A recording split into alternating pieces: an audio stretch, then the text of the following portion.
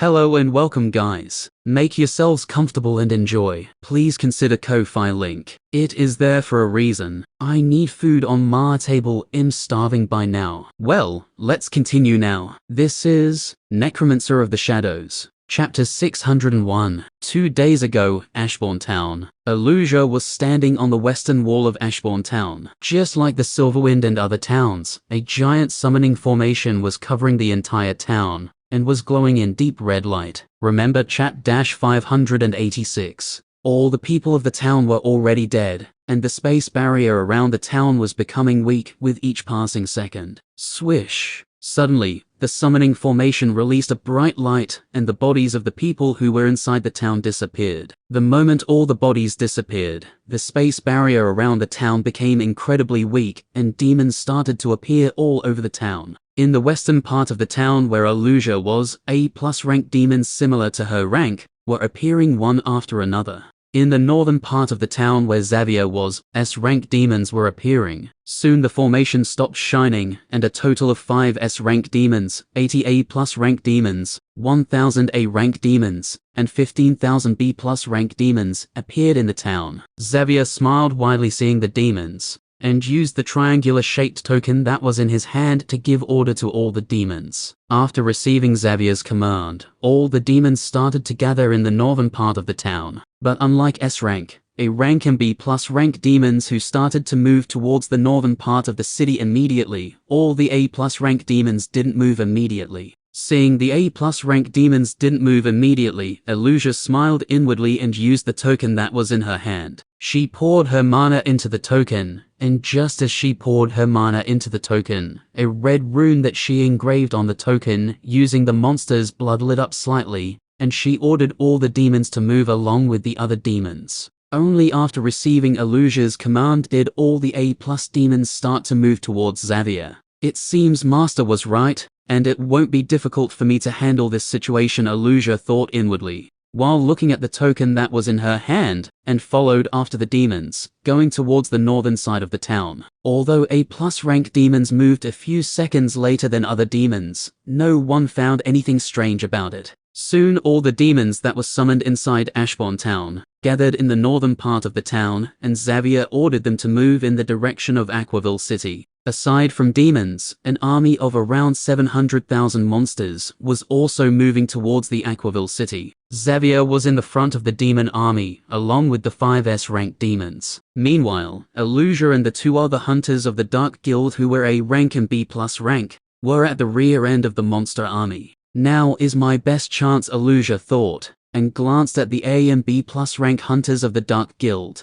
who were moving beside her. She slowed down a little and let both of them move a little ahead of her. Just as both of them moved ahead of her, a sword appeared in her hand. Her eyes glowed and she created an illusion around them. Because the spiritual power of both of them was below Aluja's, they did not notice anything strange. After making them fall in an illusion, Aluja appeared behind them, and before they could react, she beheaded them with a single slash of her sword. After killing them, she immediately took the triangular-shaped token they had and put away their bodies inside her storage ring. After putting away their bodies, she quickly used another of her illusion skills and created fake images of the A and B+ rank hunters whom she just killed. If anyone looked at the rear end of the army from a distance, no one would be able to guess that both of the hunters who were around Aluja were fake. After confirming that no one had noticed her treacherous act, Aluja took out a bottle of blood from her storage ring and engraved the same rune on the 2 tokens that she had engraved onto her token. Just as she engraved the rune on the tokens, Aluja felt now other than A+ rank demons, she could give orders to A and B+ rank demons as well. Now other than 5 S-rank demons, the entire demon army was under her control. Now I can end this game anytime I want, Aluja thought, and smiled coldly looking at the back of Xavier, who was rushing towards Aquaville City with a wide smile on his face. Around 10 hours later, the army of demons and monsters was just a few kilometers away from Aquaville City. Even from the distance, Xavier could see hunters standing in front of city walls holding their weapons. Other than Morgana, the principal of Arcanum Academy, 2 more S-rank hunters were standing in the lead of the hunter army. All the hunters had tense looks on their faces. after seeing the large army of demons and monsters. Although the monsters and demons were still far away, all of them could feel the auras of many high-rank monsters. Just what kind of bullshit is this? Morgana muttered in a shocked voice, looking at the army of demons. The pressure that the army of demons was giving her was several times higher than the pressure that the army of 700,000 monsters was giving. It's time to finish this act, Illusia muttered after noticing the hunters. With the help of the hunters and the demons that I can control, there shouldn't be any problem in taking care of all of them. Illusia poured her mana into the 3 tokens she had, and the runes she had engraved on them using the blood lit up. After the runes lit up, she sent a command to B+ rank, A rank and A+ rank demons at the same time. Xavier was laughing inwardly after noticing the hunters standing in front of the city walls. These ignorant fools think they can fight against me with their pitiful strength, he said while laughing, and was about to give orders to the demons and monsters to start their attacks when something unexpected happened. Roar! Suddenly, painful roars of the monsters filled the surroundings, and Xavier felt his connection with the B+ rank, A rank and A+ rank demons, was completely cut off. He quickly turned around to look at the army of demons, and the moment he turned around, he saw the worst nightmare of his life. Other than S rank, all the other demons were slaughtering the monsters. There were 1,000 A rank, 80 A+ rank, and 15,000 B+ rank demons who suddenly started attacking the monsters. Although the numbers of the monsters were very high, their ranks were very low when compared to the demons. In the monster army, there was just one S rank monster and 27 A and A+ rank monsters. In front of the demon army that was made of hundreds of high-ranking demons, the monster army was completely useless. The S rank monster of the monster army was killed the moment demons started attacking, because all the A+ rank demons launched their attack on it at the same time. After killing the S rank monster, the demons immediately targeted other high-ranking monsters, so most of the monsters who were at A and A+ rank were also dead. What the hell is going on? Xavier looked at the scene in front of him with a dazed look on his face, not understanding what was happening. Morgana and the other hunters, who were in despair after seeing such a large army, were also shocked. Just now they were thinking how they were going to face such a large army, but in just a few seconds, the situation took a complete U-turn. What should we do? An A+ rank hunter who was standing beside Morgana asked in an uncertain voice. When he saw what was happening in front of him, Morgana stayed silent, hearing the hunter, because she was also confused and didn't know what should she do. Morgana, attack along with the hunters. This is our best chance to kill all the monsters. While everyone were in utter shock because of the strange situation, a loud voice rang out throughout the battlefield. Morgana, Xavier and the other hunters looked in the direction where the voice came from, and all of them were shocked when they saw the person who just shouted. Layla ? Quote Illusia's name before her death. Because Layla was an A+ rank hunter and the guild master of a gold rank guild, Morgana immediately recognized her when she saw her. Seeing Layla was at the back of the monster army, and no demon was attacking her, Morgana came to the conclusion that whatever was happening was related to her. I don't know what she did, but this is our best chance to deal with these monsters, Morgana thought, and ordered the hunters to launch their attacks as well. All the hunters also started to launch their attacks after receiving Morgana's order. Mana cannons that were on the city walls lit up, and Xavier and the other 5S rank demons felt a sense of impending doom. Xavier wanted to ask Layla why she was doing this, and how she was able to control the demons, but before he could ask anything, he noticed the hunters also started their attack. Damn it, even though there were 5S rank demons besides Xavier, they were all helpless, because all 80 A+ rank demons were attacking them at the same time. The 5S rank demons didn't even have time to save themselves, so Xavier knew they wouldn't be able to help him. When Xavier saw the hunters were preparing the mana cannons, he threw a hateful glance towards Layla, who was standing at the back of the monster army, and escaped from there using an escape scroll. After Xavier escaped, the fight lasted for 2 more hours. In those 2 hours, the demons and hunters killed all the remaining monsters. The 5S rank demons were also killed by the combined efforts of the hunters and demons. During the entire fight, only a few B+ rank and 3A rank demons lost their life. All the hunters were able to stay alive, because most of them were attacking from a distance, and were simply assisting the demons. After the fight ended, the entire wilderness outside of the Aquaville city was dyed red in monster blood. Although no hunter died in this large-scale battle, Morgana and the other hunters didn't celebrate immediately after the fight ended, and looked at Alusa, who was standing some distance away from them with a smile on her face. Chapter 602. Looks like it wasn't hard for you to control them, Evan said, looking at the two triangular-shaped tokens that Alusa had given him. The tokens that Alusa gave to Evan could be used to control B+ and A-ranked demons summoned by Xavier. Before coming here, Alusa left the token of A+ rank demons with Morgana, because Evan told her to. Alusa nodded her head hearing Evan. After engraving the rune on the token that Master told me about, I was able to control them with ease. LIGHTSN inverted question mark VMULC inverted question mark M. Evan held the two tokens in his hand and infused his mana into them. As soon as he infused his mana into them, the runes that Alusa engraved on them lit up, and Evan felt he could give orders to the demon army who was standing in front of them. Master, what is this rune? Alusa asked in a curious tone after seeing the shining rune on the token. It's not a rune. Evan shook his head when he heard Alusa. It's actually a word from the demon language that means control. If you write this word on the ritual conductor, which were these tokens this time, you can control the summoned demons more easily.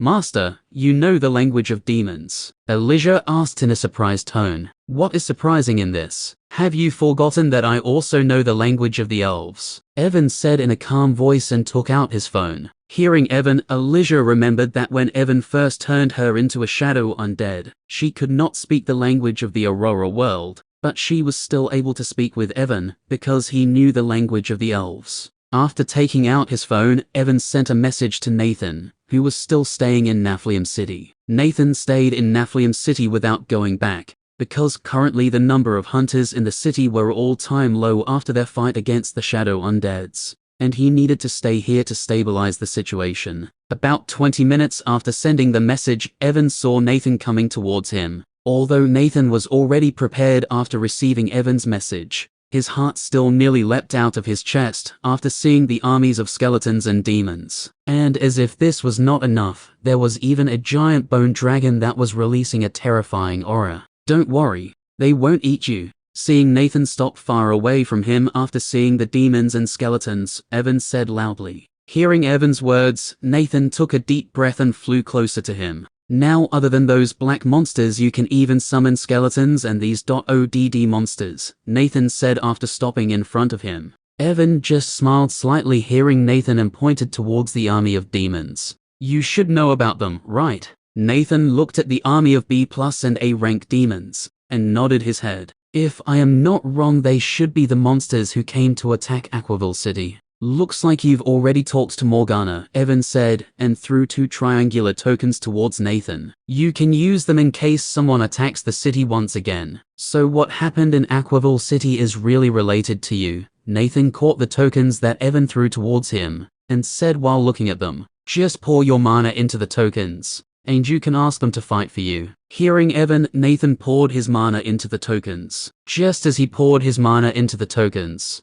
he felt he could now command the army of demons. You can easily control such a powerful army using these tokens. Are you sure you want to give them to me? Nathan asked after realizing the true power of the tokens. Evan just smiled hearing Nathan and didn't say anything. Although the army of demons was powerful, it was nothing but hindrances to Evan. I think you should take a look at lightsnovel.c inverted question mark M. Currently, his top priority is to finish everything related to Dark Guild as soon as possible. But if he decides to bring this army of demons with him everywhere, it will greatly reduce his efficiency. He can travel with his shadow undeads without any problem, because he can put them inside his shadow storage. But unlike them, he can't put the army of demons inside his shadow storage. When Nathan saw Evan didn't reply to his question, he just shook his head and put away the tokens. What is the situation out there? Evan asked after Nathan put away the tokens. You already know about the situation of Astrate, Naflium and Aquaville City,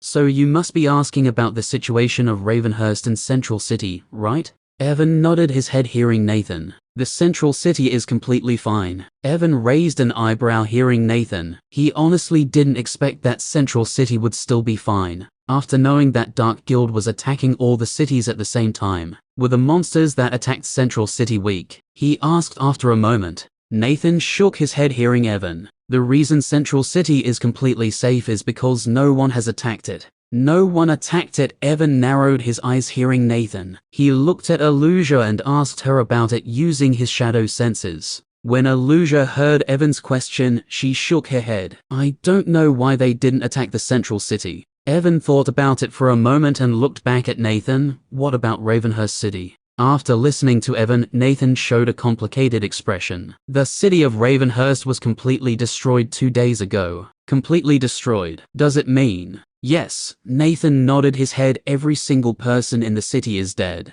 Evan took a deep breath when he heard Nathan. Although he already expected such an outcome after knowing the demons and monsters were going to attack together, he still felt quite stunned, knowing the entire city was destroyed. What are the demons and monsters who attacked Ravenhurst City doing now? He asked after a moment. All of the monsters and demons who attacked the city are staying there. I don't know what they are planning, but after destroying the city, they didn't move toward another city. Evan raised an eyebrow hearing Nathan. Why are they not moving towards another city after destroying Ravenhurst City? Evan thought inwardly, but no matter what, he couldn't think about the reason why they did not move towards another city. Guess I'll have to ask those monsters and demons in person, Evan said to himself and decided his next destination. Chapter 603. After handing over the demon army to Nathan, Evan left the city of Naflium and headed towards the city of Ravenhurst. Sitting at the top of the bone dragon who was flying faster than normal S-rank monsters, Evan looked at the storage ring that Elusa gave him after leaving the Naflium city. There were just 2 things inside the storage ring, but both of them were very useful for him, because they were the remaining 2 materials he needed to evolve his Boots of Voyager and Carnage. There are around 20 kilograms of star ore and 50 ores of galasteel, Evan said, looking inside the storage ring. After taking a look at the star ore and the galasteel that Aluja brought with her, Evan took out Carnage and all the materials that were needed for its pseudo-evolution. Evolution requirements for Carnage. For full evolution. 1. S-rank prime core or S-rank monarch core. Lights inverted question mark V mu L inverted question mark M2. 3 S-rank cores. 3. 10 kilograms of star ore. 4. 1 dark energy crystal. 5. 2 blood energy crystals. For pseudo-evolution. 1. A plus rank prime core. 2. 1 S rank core. 3. 3 kilograms of star ore. 4. 1 blood energy crystal. Evan was still some distance away from reaching S rank, so he couldn't evolve Carnage to full S rank artifact. Currently, his monarch core is at 63%. And if he wants, he can easily increase its rank to S using the resources he has inside his shadow storage. But now that his monarch core is already at 63%, Evan doesn't want to use energy devouring skill anymore to increase its rank. Instead of energy devouring skill, he wanted to use the A rank, A plus rank, and S rank cores to improve the rank of his monarch core, so that he could get a few more skills. He had around 200 A and A plus rank cores in his shadow storage, but these cores were far from enough to push his monarch core to S rank. He was not sure how much time it would take him to collect enough high rank cores to increase the rank of his monarch core, which is why he decided to take the pseudo-evolution path for the time being. What should I do now? Evan muttered to himself after taking out all the materials that he needed for Carnage's evolution. It was the first time he was evolving an artifact,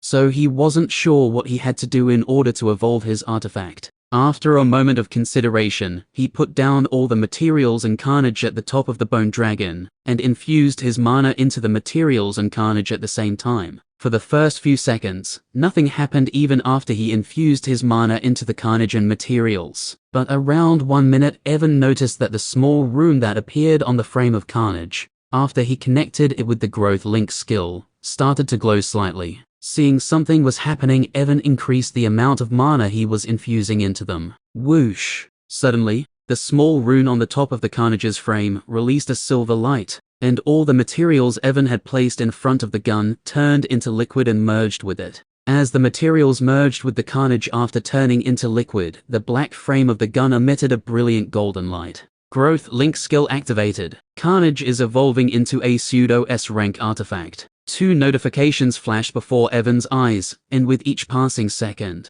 the golden light coming out from the carnage became brighter and brighter. After around 5 minutes, the golden light coming out from the carnage dimmed down, and it slowly returned to normal. Carnage successfully evolved into the pseudo S-rank artifact. A notification flashed before Evan's eyes, and he noticed the black frame of the carnage was now looking tougher than before. A very faint red aura was covering the black carnage, enhancing its menacing look. This red aura must be the result of the blood energy crystal, Evan said to himself, and picked up the carnage. The weight of the gun was the same as before, and there was not much difference. Carnage, pseudo S-rank. Carnage is a sinister work of art, its obsidian frame enhanced with star ore. The sole purpose of creating Carnage was to kill its target. After evolving into a pseudo S-rank artifact, the power of all the previous skills of Carnage is increased by 2 times. Now, while wielding Carnage other than Focus, Mana Strengthening, Zephyr Precision and Phantom Shot skills,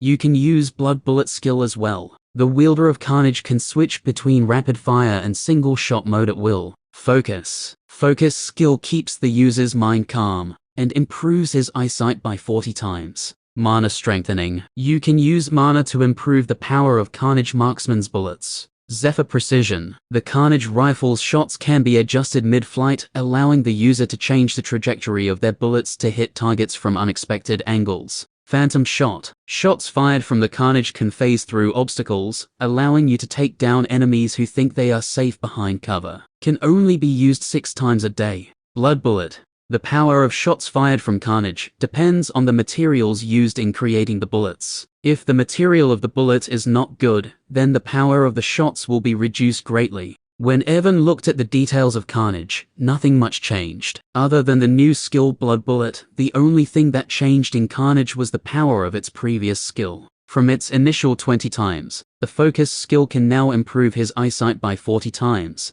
and he can use the Phantom Shot skill 6 times instead of the previous 3 times. The power of Mana Strengthening also increased by 2 times, and it became easier for him to control the bullets of Carnage, using the Zephyr Precision skill. Although the improvements are not bad, I was hoping to receive a skill that would have allowed me to create bullets using my mana, Evan said in a disappointed voice, after reading the details of the Carnage, and looked at its new skill Blood Bullet. At first, Evan's expressions were normal, while reading the details of the skill, but the more he read, the serious his expression became. I think you should take a look at Light's novel. C*M.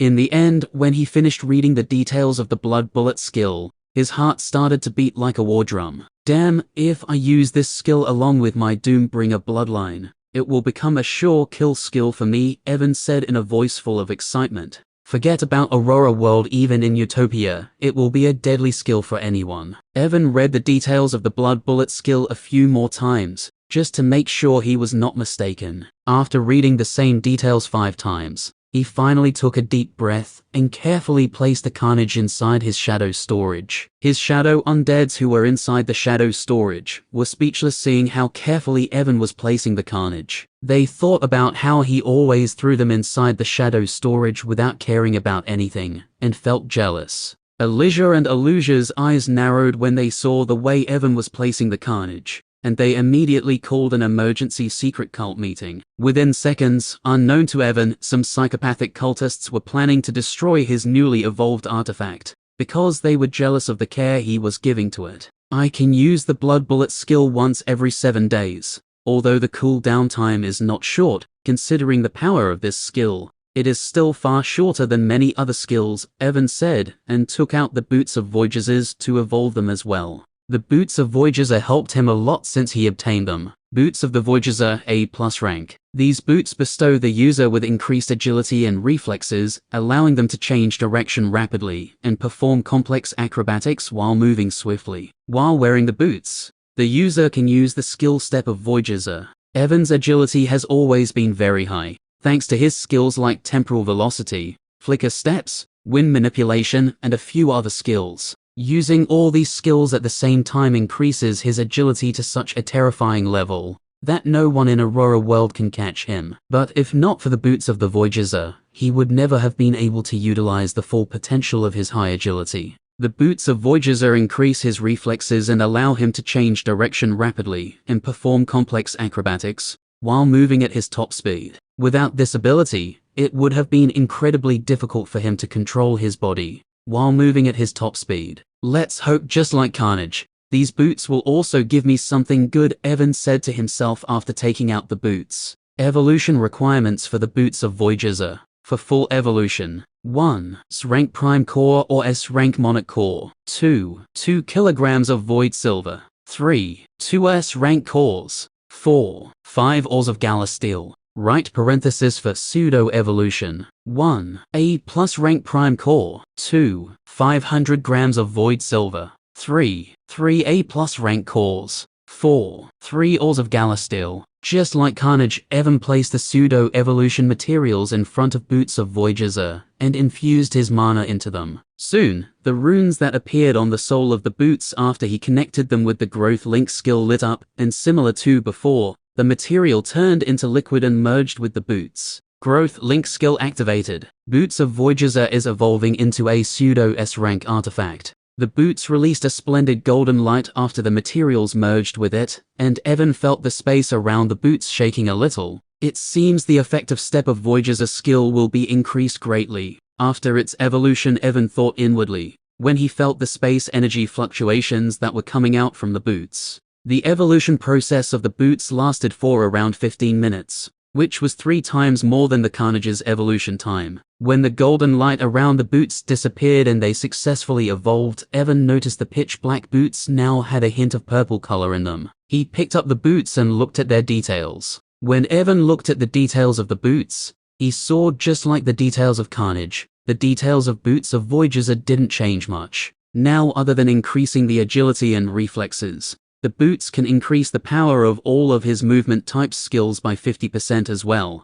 Although this effect was quite simple, the benefit that this effect provided was extraordinary. For example, using his skill Wind Walk, Evan can travel up to 10 kilometers in the blink of an eye. But now with the new effect of Boots of Voyager, he can travel up to 15 kilometers in an instant. And this is the result when he is using only one single skill. What if along with the Wind Walk skill, he uses his other movement skills like Flicker Steps as well? The benefits of this simple effect were anything but ordinary. This is the effect of pseudo S-rank boots, and this effect will increase even more after I evolve it into a full S-rank artifact, Evan said to himself with a smile on his face, and looked at the details of Step of Voyager's skill. Step of Voyager: when the wearer activates this skill, they gain the ability to step into the void and traverse vast distances in mere seconds, teleporting from one point to another. The maximum distance you can travel using this skill is 150 kilometers. And this skill can be used 2 times a day.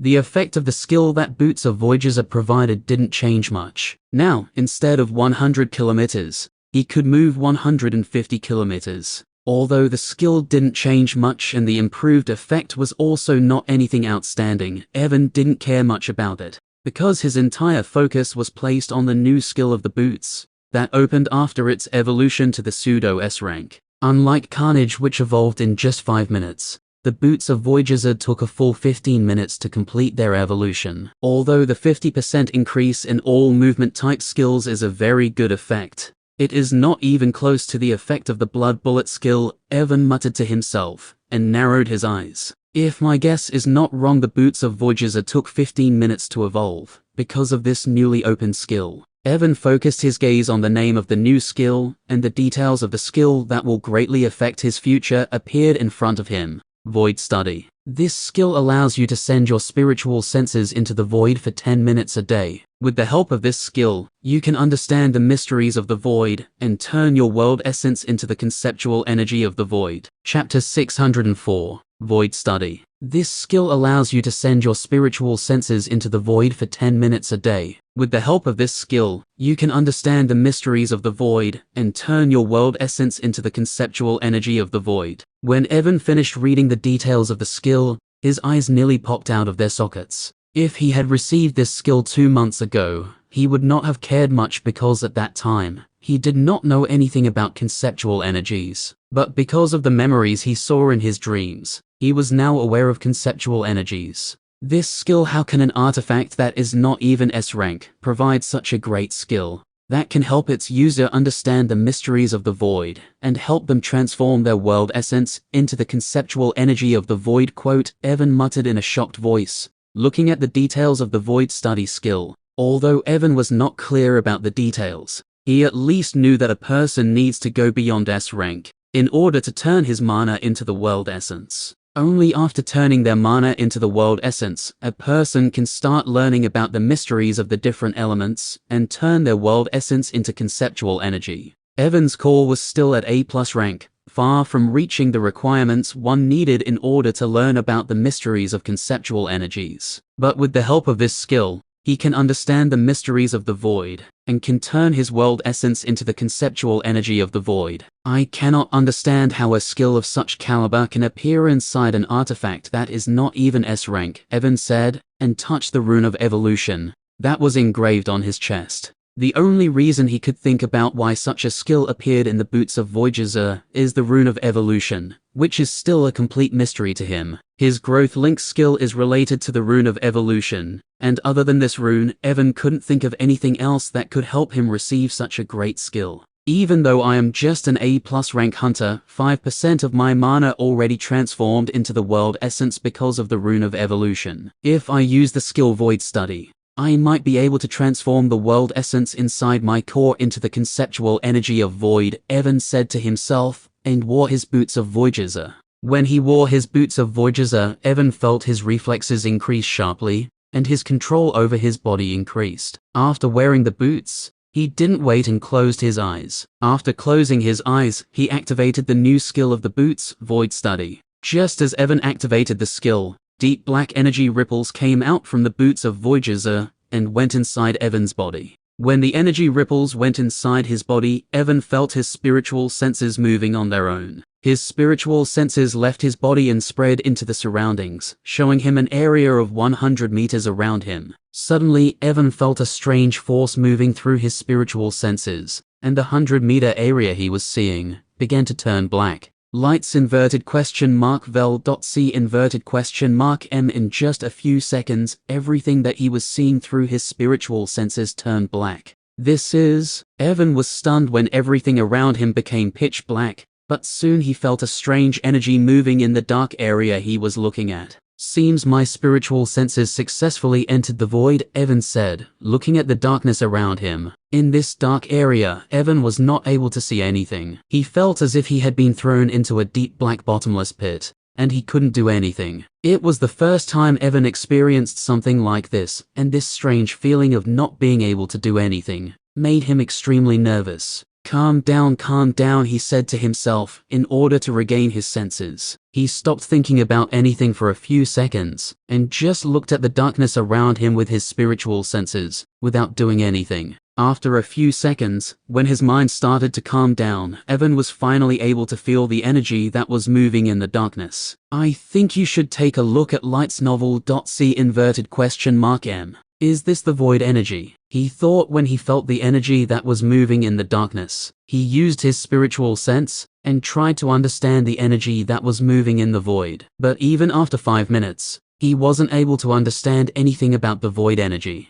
Am I doing something wrong? Although he already knew that it would not be easy for him to understand anything on the first try, he still felt strange, because no matter what he did, the void energy was not responding to him. One more minute passed by, and the void energy was still not reacting to him. I just have 4 minutes left, Evan said and hesitated for a moment. But the hesitation soon disappeared, and he moved his spiritual senses towards the energy that was moving inside the void. I hope my soul won't be damaged, he said, and touched the void energy using his spiritual senses. Just as Evan's spiritual senses touched the energy that was moving inside the void, he felt his mind struck by lightning. His spiritual energy began to dissipate at a rapid rate, and knowledge about something that was too complex for him to understand began to appear in his mind. In less than 2 minutes, all of Evan's spiritual energy was gone, and he was forced to stop using Void Study skill. Huff, Evan opened his eyes and breathed heavily. His entire body was drenched in cold sweat, and he was feeling a splitting headache. Although Evan was feeling a splitting headache, He immediately closed his eyes and focused on the knowledge that appeared in his mind after he touched the energy with his spiritual senses. He was afraid that if he didn't act immediately, all the knowledge he just received would disappear. It took Evan around 1 hour to sort out everything. When he opened his eyes after sorting out everything, there was a strange expression on his face. He opened his status window and looked at the new panel that appeared after he received the knowledge about the void energy. Current understanding of the conceptual energy of void, 0.001%. Evan opened his mouth to say something, but no word came out from it. He was completely speechless. Although the Voyager's boots can allow my senses to go inside the void for 10 minutes, and I can learn about the mysteries of the void, I can't learn anything of significance with my current spiritual power, he muttered and rubbed his eyebrows. After the evolution of the boots, when Evan saw he could use the void study skill only for 10 minutes, he thought the duration of the skill was quite short, but now he realized that with his current spiritual power, he can't even use those 10 minutes properly. Damn, I don't even want to think how long it will take me to learn anything about the conceptual energy of the void at this rate. Evan cursed and lay down on top of the bone dragon. He was feeling extremely tired after using all of his spiritual power. Just a few seconds after lying down, Evan fell asleep. When he woke up after 6 hours, most of his spiritual energy was already recovered. Seeing his spiritual energy completely recovered, Evan did not waste any time and used the remaining time of the void study skill. When he finished using the remaining time of the void study skill, Evan was once again exhausted. He tried to understand the knowledge that came into his mind, but the result was the same as before. Although he was unable to understand anything, Evan was not discouraged because he knew that understanding conceptual energy is no easy task and cannot be accomplished in a few days. The bone dragon's flying speed was very fast, so it did not take long for Evan to reach the city of Ravenhurst. Just 30 hours after leaving the city of Naflium, he found himself outside the city of Ravenhurst. Chapter 605. They turned the entire city into a desolate area, Evan muttered in a low voice, looking at the city of Ravenhurst that was completely destroyed. In the entire city, there was not even a single building that was left intact. The wilderness outside of the city was dyed red because of the blood of hunters, monsters and demons, and the signs of large-scale fights were present everywhere. When Evan used his skill Hawk's Eye and looked inside the city from the distance, he saw many monsters and demons who were roaming all over. Elijah came to Silverwind Town, Xavier went to Aquaville City, and Damien went to a Strait City. If my guess is not wrong, then the person who led the army to attack Ravenhurst City should be Sarah or Nate, Evan thought inwardly, after seeing the monsters and demons who were roaming inside the city. Let's go, he patted the head of the bone dragon, after seeing the condition of the city from the distance, and ordered it to fly towards it. The bone dragon obeyed Evan's order and flapped its bony wing. There were a few low-level monsters who were staying outside the destroyed city. Most of these low-level monsters ranged from F rank to C+ rank. While flying over them, the bone dragon used one of its skills, Undead Dragon's Might. The low-level monsters didn't even get a chance to scream in pain before their bodies exploded into blood mist because of the pressure of the Undead Dragon's Might. Evan looked at the bone dragon with a weird gaze when he felt it was using its skill to kill low-level monsters, and shook his head. Looks like it's taking out its anger on these monsters after getting beat up by me yesterday. About 10 minutes later, when Evan had traveled about 100 kilometers inside the city, and the bone dragon had killed an unknown number of monsters with its Undead Dragon's Might skill, Evan felt a familiar aura coming towards him. Stop, he said to Bone Dragon and ordered it to land on the ground. The bone dragon stopped flying after receiving Evan's order and landed amid the destroyed buildings of Ravenhurst City. A few seconds after the bone dragon landed, someone came flying towards Evan and stopped a few hundred meters away from him. You dare to come here alone? Evan asked in an indifferent tone. Aren't you afraid that I will kill you before anyone can come to help you? Since I come here alone, I naturally have a way to protect myself from you, Sarah said calmly, listening to Evan. But I'm not here to fight you. I came here because I have a proposal for you. Oh, Evan raised his eyebrows hearing Sarah. And what could your proposal be? Join us, Sarah said directly. If you join us, there won't be anyone in Aurora World who will be able to oppose you. With my current strength, I don't think anyone can stop me even if they want to, Evan thought inwardly. but didn't say it out loud. Thanks for your generous offer, but I have no interest in joining you guys. Don't be so quick to refuse, Sarah said when Evan turned her down. Don't you want to know why we are doing all this? If you join us, I'll tell you everything. I think you should take a look at Light's novel. C*M. Evan looked at Sarah for a few seconds before shaking his head. Why would I care what you want to do? He said and then smirked. Actually, I already have an idea why you're doing this. You already know why we are doing this. Sarah sneered when she heard Evan. Do you think I am a fool? Think whatever you want. Not that I give a F***K. Hearing Evan's careless response, Sarah continued to stare at him. She could tell by the indifferent look on his face that he really wasn't interested in learning about their goal. What if I tell you we are doing this because of the Tower of Ascension? Sarah said after a moment. Even after hearing this, Evan's expression did not change, and he even showed a slight smile when he heard the words Tower of Ascension. Sarah narrowed her eyes when she saw the slight smile on Evan's face after hearing her. Does he really know about a goal? A bunch of idiots, Evan said, looking at Sarah. After learning that you guys were able to take control of so many high-ranking guilds in the cities, I thought you guys from the Dark Guild were pretty smart, but it seems you guys are nothing special. What do you mean? Sarah asked coldly when she saw Evan's disdainful eyes. Let's put aside the Tower of Ascension for now, Evan said, and sat down on top of the bone dragon's head. If I'm not wrong, you guys are doing all this because of the person who is inside that so-called Inferno dungeon, right? Hearing Evan's words, Sarah did not say anything and kept looking at him. She was not surprised that Evan knew about the Inferno dungeon, because she knew around 2 months ago, one of Evan's summoned monsters successfully went inside the Inferno dungeon. Looks like I'm right, Evan nodded his head seeing Sarah was not saying anything. Although I'm already sure I still want to ask you, he said and looked at Sarah. Did that guy tell you that he would give you an opportunity to evolve into a demon? Sarah's body shook and her eyes opened when she heard Evan. How did you? Ha ha ha. Evan started laughing seeing Sarah's reaction, and looked at her like he was looking at an idiot. So my guess is correct, he said, barely restraining his laughter. You seriously believed what that guy said? Seeing the way Evan was laughing, Sarah felt that something was not right. She barely controlled the uneasy feeling that was growing inside her heart and spoke in a cold voice. Do you think you can scare me by bluffing like that? Evan smirked when he heard Sarah because he could feel the anxiety in her voice. If you think I'm bluffing, then let me ask you something, Evan said and smiled coldly. Have you ever wondered why that guy taught you the method of summoning the demons? Chapter 606. Have you ever wondered why that guy taught you the method of summoning the demons? Hearing what Evan said, Sarah hesitated for a few seconds, but after seeing the mocking look on his face she finally said, because he wants us to kill as many humans as possible. And why does he want you to kill as many humans as possible? Evan asked in a calm voice. Sarah looked at him for a few seconds before speaking. According to him, Nate, Xavier,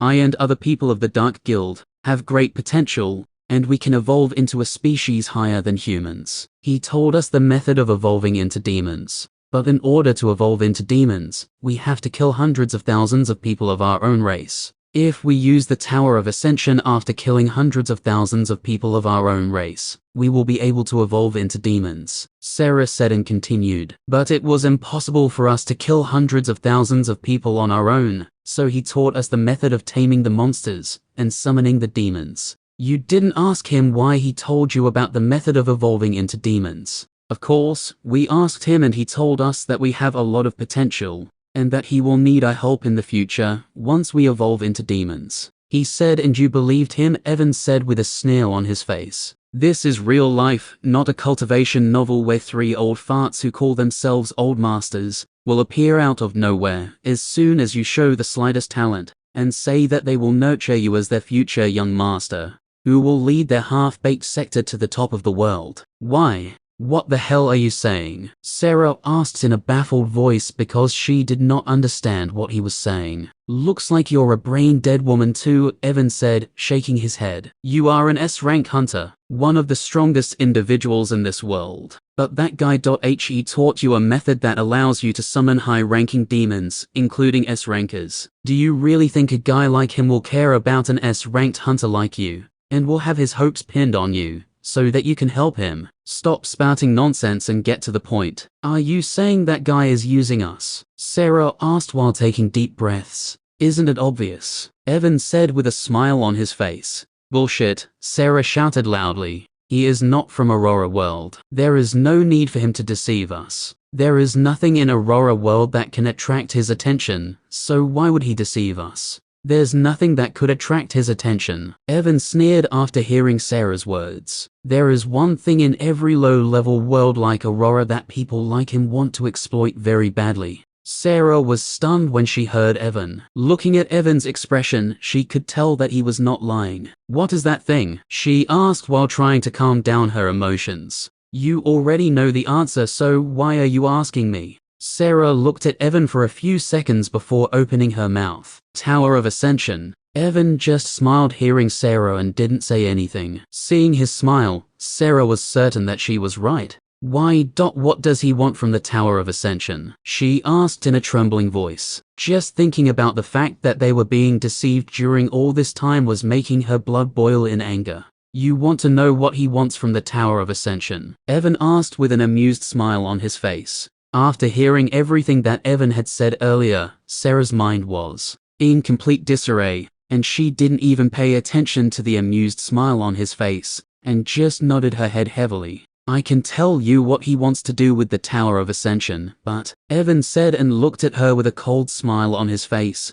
Why should I tell you? Sarah came back to her senses hearing Evan. If you didn't want to tell me the real reason, then why did you tell me all those things? She asked in a furious voice. Because I want you to die without knowing the true reason what that guy wants from you, Evan said in a cold voice. I also have many questions. But I can't find the answer to those questions for the time being. If by chance I die without getting the answers to these questions, I am sure that my soul will never be able to rest in peace. After saying this, Evan smiled warmly towards Sarah and nodded his head. I'm sure you are the same. After listening to me, you definitely want to know the real reason what that guy wants to do. But unfortunately, you will never be able to find out the truth, because you are going to die right here. You wicked bastard. Sarah gritted her teeth when she heard Evan and looked at him with hateful eyes. But she soon calmed down and took a few deep breaths. Do you think I came here without making any preparation? Since I came here, I naturally have a way to leave from here, she said after calming down. Do not get me wrong. I am sure you must have done enough preparation before coming here, Evan said and snapped his fingers. But too bad for you. Boom, boom, boom, boom, boom. I also made enough preparation to end your life here. Just as Evan snapped his fingers, 5 objects dropped in front of Sarah from the sky. Sarah was startled when the 5 objects dropped in front of her, and quickly jumped back from the place she was standing. After jumping back when she looked at the 5 objects, her eyes opened wide, because the 5 objects were actually the dead bodies of the 5 S-ranked demons. Chapter 607. Sarah was stunned when she saw the dead bodies of the 5 demons fall in front of her from the sky. The 5 demons were the S-rank demons that she had summoned 2 days ago, using the summoning formation. After seeing the dead bodies, she quickly looked up, wanting to know who threw the dead bodies of the demons. When she looked up, she saw 3 black monsters with purple burning eyes looking at her with sneers on their faces. The 3 Shadow Undeads were naturally the best assassins of the Shadow Army Volak, Kazel and Eclipse. Seeing the Shadow Undeads, Sarah was furious. You were stalling me all this time with your fake story, so that they could kill my S-rank demons. Evan rolled his eyes after listening to Sarah. What do you mean by the fake story? Everything I told you was true. I sent them to kill those demons, because I wanted to use my time properly. So while I was telling you the story, I asked them to clean up some garbage for me. Sarah gritted her teeth when she heard Evan and looked at him with hateful eyes. I don't know if what you said earlier is true or not, but it doesn't matter. I will find out the truth myself. And whether you believe it or not, if I find out that you are lying, I will make you pay. Your determination is quite good, but suddenly, Gravity in an area of 10 kilometers skyrocketed, and Sarah felt as if she was being crushed under the weight of tens of mountains. "Do you think you can get away from here?" Sarah sneered when she heard Evan, and while enduring the gravity pressure activated one of the artifacts that she was wearing. "Why?" As soon as she activated the artifact, a red barrier covering an area of 5 meters appeared around her, and the effect of gravity completely disappeared from that area. Even the space that was bound by gravity returned to normal in the area covered by the red barrier. Evan was surprised when he saw this and raised an eyebrow. Sarah smirked when she saw the surprised expression on Evan's face and took out an escape scroll. "You overestimated yourself," she said, and was about to use the escape scroll when she noticed a slight smile on Evan's face. Before she could understand why he was smiling, she felt a splitting headache that nearly shattered her mind. "Ugh," she cried out in pain and clenched her palm, in which she was holding the escape scroll, in order to escape from there. But when she clenched her palm to use the escape scroll, she didn't receive any response from her hand. She looked at her hand with tearful eyes, and her soul almost flew out of her body. When she saw the condition of her hand, she dropped to her knees and looked in Evan's direction with tears streaming down her eyes. When she looked at Evan, he was still sitting on top of Bone Deegan's head, but unlike before, now his hands were no longer empty, and he was holding a severed hand that was still dripping with blood. Slowly, the splitting headache Sarah was feeling started to fade away, and the pain coming from her missing arm finally reached her mind. "Ugh," she once again cried out in pain, and tried to stop the fountain of blood that was coming out from her severed arm. Evan put away the escape scroll, the artifact that created the barrier, and the storage ring that was in Sarah's severed arm into his shadow storage, and crushed her arm into meat paste. Earlier, he had used mind suppression, wind walk and shadow walk skills at the same time in order to stop Sarah. Using mind suppression, he made her lose focus for a split second, and in that split second went inside the barrier using the wind walk and shadow walk skills. After going inside the barrier, he cut off her arm and came back to the top of the dragon using the flicker steps. The effect of boots that increases the power of movement type skill by 50% is really good, Evan thought inwardly, and looked at Sarah, who was rolling on the ground due to pain. His eyes flashed with green light, and using wind manipulation, he brought Sarah towards him. Even when Evan brought her in front of him, she continued to cry in pain, and didn't pay any attention to him. "Do you think you can fool me?" Evan sneered when he saw her crying in pain. "Last time I destroyed your entire head, and now you are telling me you can't even endure the pain of your hand underscore." Before Evan could finish speaking, Sarah stopped crying in pain and tried to attack him. But before she could attack, the wind and gravity around her changed, and she found that she was unable to move her body at all. "You bastard!" Sarah looked at Evan with hateful eyes and tried to break free from the confinement of wind and gravity. "You know that if I wanted to, I could have killed you when I cut your arm off," Evan said, and looked into Sarah's eyes.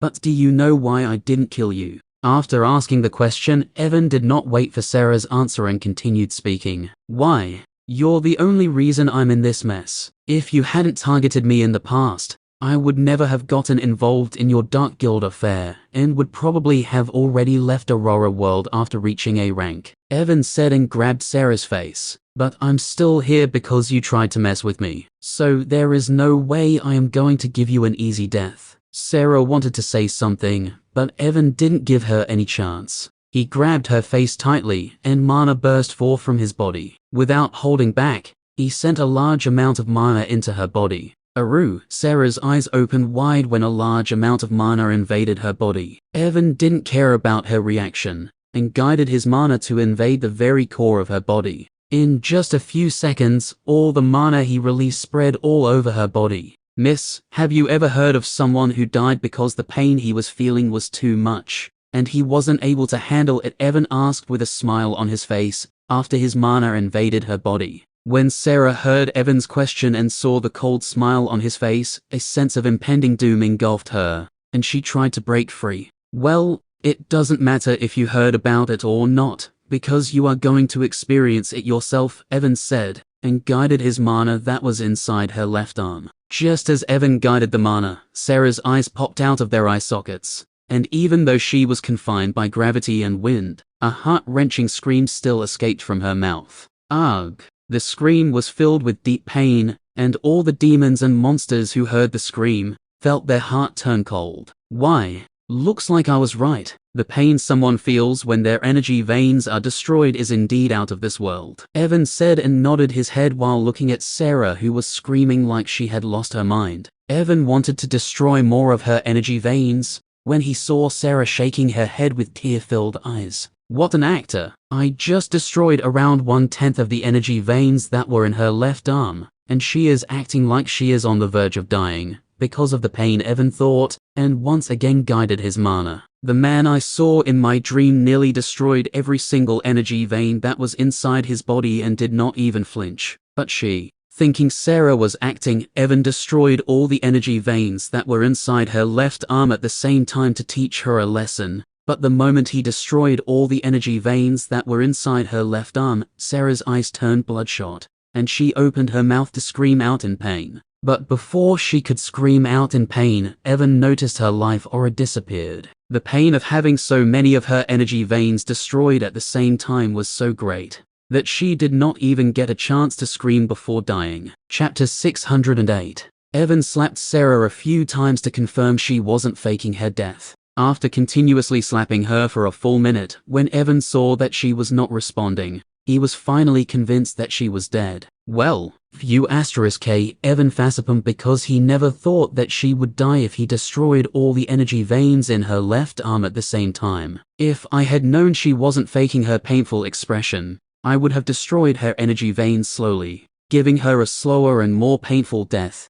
he muttered to himself and looked at her face. Seeing her eyes were as wide as saucers and the horror-filled look on her face, he smirked and nodded his head in satisfaction. From the look on her face, I can at least confirm that it was a painful death. Evan jumped down from the top of the bone dragon, after confirming Sarah was dead, and looked at his shadow. Come out. Just as he spoke, all of his shadow undeads, including the Deathlick Emperor Nihilus, came out from his shadow storage. Clean up the city, he said to them, and all of his shadow undeads dashed into different directions of the city. Nihilus used his skill Call of the Emperor and summoned his skeletons. After summoning the skeletons, he jumped at the back of Bone Dragon and flew away from there, along with the army of skeletons. After everyone left, Evan looked at Sarah's dead body and narrowed his eyes. Above the dead body of Sarah, a soul orb was floating. Why? But unlike the soul orbs that he had seen until now, this soul orb was quite different.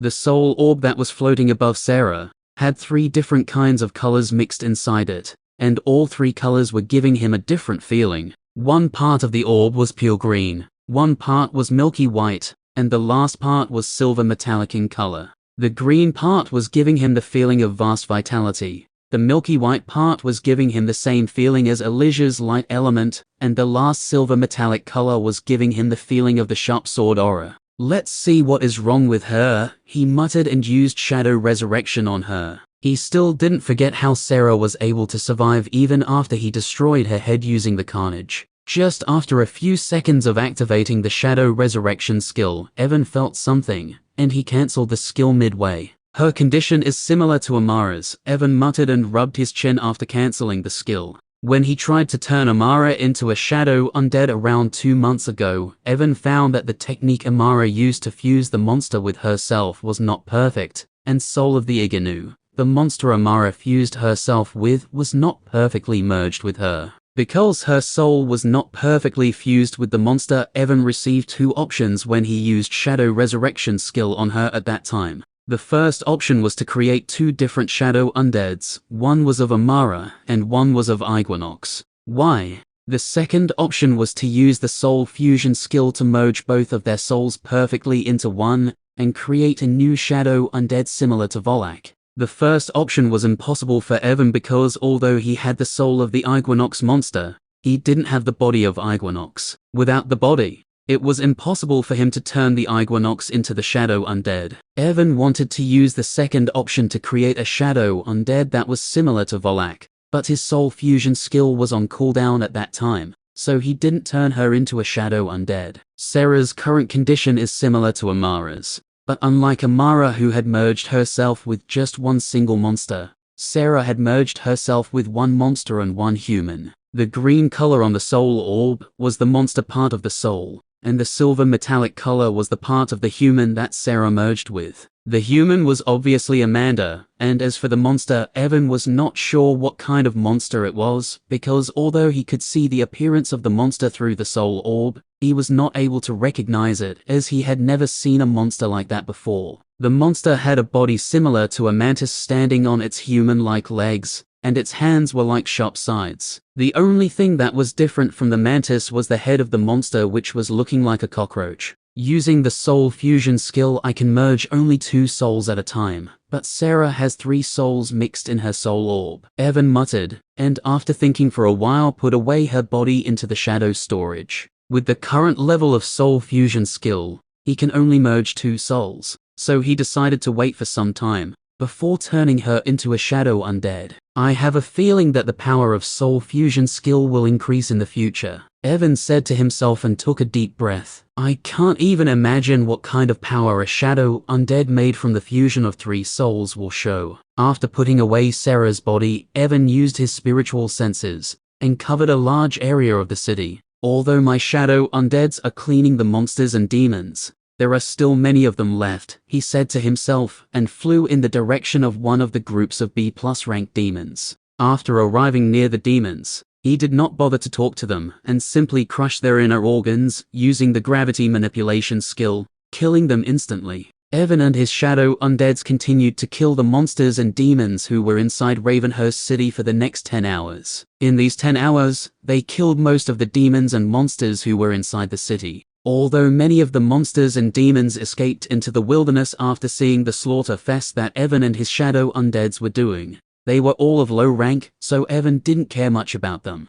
After clearing the entire city, Evan sent a message to Nathan informing him of the situation in the city of Ravenhurst. Where should I go now? Evan muttered after sending the message to Nathan. There were 2 locations in his mind. One was the central city, and the other was the Inferno dungeon. After considering everything for a few minutes, Evan finally decided to go to Central City first. I am still not sure about the guy who is inside the dungeon. I should increase the rank of my core to S before going there, Evan said, and ordered the bone dragon to fly towards the Central City. Chapter 609. Current Understanding of the Conceptual Energy of Void. 0.05. Evan rubbed his eyebrows after using the Void Study skill, and lay down on the back of the bone dragon. After lying down, he took out a bottle of a milky white potion and quickly drank it. This was one of the potions that he had found in the underground labyrinth of Amara, and this potion could recover his spiritual power. Luminous Lotus Brew, a potion made from the essence of the soul lotus. Drinking this potion can restore 20% spiritual energy of anyone who is below S rank. After drinking the potion, Evan closed his eyes and rested for around 10 minutes. 10 minutes later, the headache he was feeling because of exhausting all of his spiritual power disappeared and he sat down. The more I use Void Study skill, the easier it becomes for me to understand the mysteries of void energy, Evan muttered after sitting down. With his current spiritual power, Evan could use Void Study skill for a maximum of 2 minutes in one go. After 2 minutes, he had to take a rest in order to recover his spiritual energy. Since he could use the Void Study skill for 10 minutes in a day, he had to use the skill 5 times to properly utilize the 10 minutes. After using the Void Study skill again and again, Evan realized that his speed of understanding the void energy was increasing with each try. Not only that, because of using his spiritual power again and again, his soul was also becoming stronger.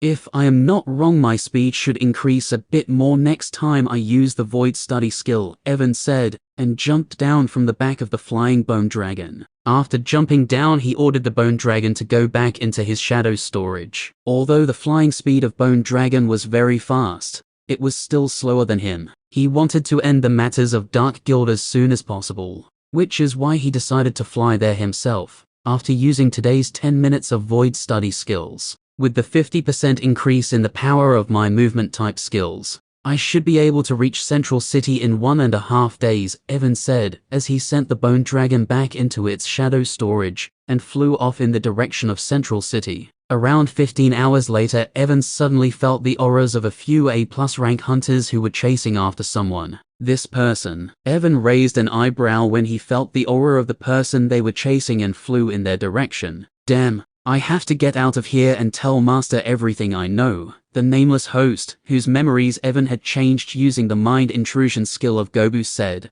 while trying to run away from 5 A+ rank hunters. Stop running, your bastard, and fight us if you are a man, one of the A+ rank hunters who was chasing after him shouted in a frustrated voice. If you all want to know if I am a man or not, then just go and ask your wives, the nameless host shouted in a proud voice while running away. All of them knew very well if I am a man or not. Umother you asterisk her, I will drink your blood once I get my hands on you. Another A+ rank hunter shouted with bloodshot eyes when he heard the nameless host. Brother, if you want to drink my blood, then go and drink your son's blood. After all, my blood is running in his veins, the nameless host said, and continued to run away from the hunters. Lights novel. Don't listen to his nonsense and just focus on catching him. He is trying to provoke us so that he can get a chance to run away from here, another A+ rank hunter said when he saw the anger-filled expressions of other hunters.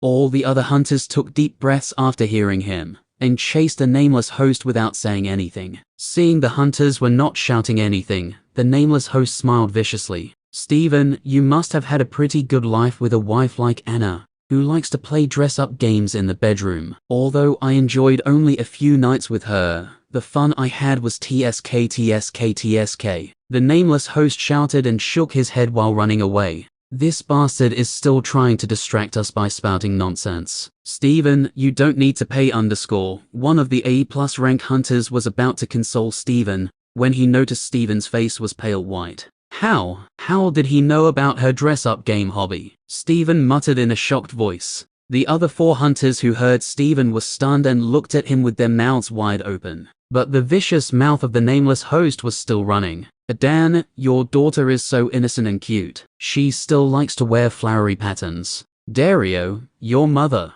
Amur, your mother-in-law. Celis, your sister. This scumbag of the world, Evan, who was watching everything, couldn't help but muttered with his mouth wide open. He looked at the 5 A+ rank hunters, and saw they stopped chasing after the nameless host, and dropped to their knees with lifeless looks on their faces. When the nameless host noticed the 5 hunters stopped chasing after him and dropped to their knees, he used his movement skill, and instantly ran away from there. Since we are all one big family, I will not take offense for what you did to me, and will come to meet you in the future, the nameless host shouted before he disappeared from the sight of 5 A+ rank hunters. Even after the nameless host disappeared, the 5 A+ rank hunters just sat on the ground, and continued to look at the sky with lifeless looks on their faces. Seeing the miserable appearance of the 5 hunters, Evan shook his head and flew in the direction of the nameless host. Lights inverted question mark. Well, thinking about what the nameless host said to those hunters, only one thought came into Evan's mind. What a player. Chapter 610. Finally got rid of those bastards. The nameless host breathed a sigh of relief after fleeing hundreds of kilometers away from the A+ ranked hunters. Now I have to find a way to contact Master. Can't you contact me using your mobile phone or communication crystal? Those wicked people took away all my stuff, including the phone and the storage ring. So how underscore? The nameless host stopped speaking mid-sentence, and quickly looked in the direction of the voice. When he looked in the direction of the voice, he was stunned to see Evan standing there. But the stunned expression on his face soon disappeared, and he rushed towards him with a joyful expression on his face. Master, while running, the nameless host shouted and opened his arms wide like he wanted to hug Evan. Evan waved his hand and used wind manipulation skill to stop the nameless host from approaching him. Don't come any closer if you don't want me to break some of your bones, Evan said in a deathly serious voice, after stopping the nameless host. The nameless host gulped down his saliva hearing Evan and asked in an uncertain voice, Master, by any chance did you hear what I said to those guys earlier? What do you think? Evan asked in a flat voice. Ha ha ha. The nameless host laughed nervously and shook his head. Master, I was just joking with them earlier so I could run away from them. You don't have to take what I said earlier seriously. Enough nonsense. Tell me, who were the people who were chasing after you? And why were you looking for me? Hearing Evan, the nameless host's expression turned serious. They are Ronan's subordinates. Ronan's subordinates. Evan raised an eyebrow hearing Nameless Host. So they are also the members of the Dark Guild? Yes, Nameless Host nodded his head. I joined the Dark Guild around 2 months ago through Ronan, so I was also working under him. After Ronan died in a Straight City, me and a few other people of the Dark Guild who were working under Ronan were ordered to stay in Central City for the time being. Most of the people who were working under Ronan didn't think too much about his death and decided to stay in the city. The Nameless Host's expression turned very serious at this point, and he said after taking a few deep breaths, "But I was afraid that they wanted to sacrifice us just like how they sacrificed the people of the towns using that formation, so I decided to investigate why they asked us to stay in Central City, and that's when I find something shocking." What did you find? Evan asked while narrowing his eyes. I found they are not planning anything. Huh? Evan looked at Nameless Host with a baffled look on his face and felt like slapping him to death. But before he could slap him to death, the Nameless Host spoke once again. Lights inverted question mark Vel. I found it strange that they were not planning to do anything. Not only they were not planning to summon demons by sacrificing the people of Central City, they were not even planning to attack the Central City. Hearing the Nameless Host's words, Evan fell into deep thought as he was also confused as to why they had not attacked the Central City yet. I tried to dig deeper in order to look for some clues, and that's when I found the reason why they are not attacking the Central City. Evan looked at Nameless Host and waited for him to continue to speak. They are not doing anything because they are trying to hide someone's existence. Trying to hide someone. Evan raised an eyebrow hearing the Nameless Host. Lights novel? Unlike the other towns where they summoned thousands of demons to attack the cities, they summoned only one demon after sacrificing all the people of Ironspire Town. Evan narrowed his eyes hearing the Nameless Host. Since they summoned only one demon, does it mean? The Nameless Host nodded his head hearing Evan. That demon's rank is higher than the S rank. Evan closed his eyes and rubbed his eyebrows hearing the Nameless Host. So they even summoned a rank 1 core evolver. Huh, rank 1 core evolver. The Nameless Host asked in a surprised voice. Master, what is rank 1 core evolver? The rank above the S rank, Evan said and sighed inwardly. Master, you even know about the rank above the S rank, the Nameless Host said in a voice filled with respect. Evan just shook his head hearing the Nameless Host, and didn't comment on it. Do you know why they are trying to hide him? He asked after thinking for a few seconds. As far as I know, with the power of that demon, they can easily take care of anyone in Aurora World. Although I am not sure, I heard that they are waiting for a person to come to Central City before revealing his existence. The Nameless Host said they want to catch that person by surprise and kill him in one fell swoop, which is why they are hiding his existence. Waiting for someone. Evan raised an eyebrow hearing him. Do you know for whom they are waiting? The Nameless Host didn't say anything hearing Evan and just looked at him. Seeing how the Nameless Host was looking at him, Evan smiled warily. They are waiting for him. The Nameless Host nodded his head. It will be troublesome, Evan muttered to himself. He thought for a few minutes about what the Nameless Host had just told him and finally made his decision. He summoned the Bone Dragon from his shadow storage and jumped on top of it. Come, he looked at the Nameless Host and asked him to sit down on the Bone Dragon. After the Nameless Host sat down, Evan was about to order the Bone Dragon to fly away when he thought about something. Why were those people chasing you? He looked at the Nameless Host and asked. They somehow found out that I was trying to leak information about that demon to you, so they took away my phone and communication crystal and tried to kill me. The Nameless Host said with a sigh. Hearing the Nameless Host, Evan looked at his shadow storage and released Kazel. Kill those 5 hunters, he said to Kazel in an indifferent voice after summoning him. Since they were members of the Dark Guild, he was not going to spare them. Hearing Evan's order, Kazel immediately rushed in the direction of the 5 hunters. After Kazel left, Evan tapped on the Bone Dragon's head and ordered it to fly away from there. Chapter 611. Master, where are we going? The Nameless Host while sitting on the back of the Bone Dragon. A Straight City, Evan said while taking out all the A and A+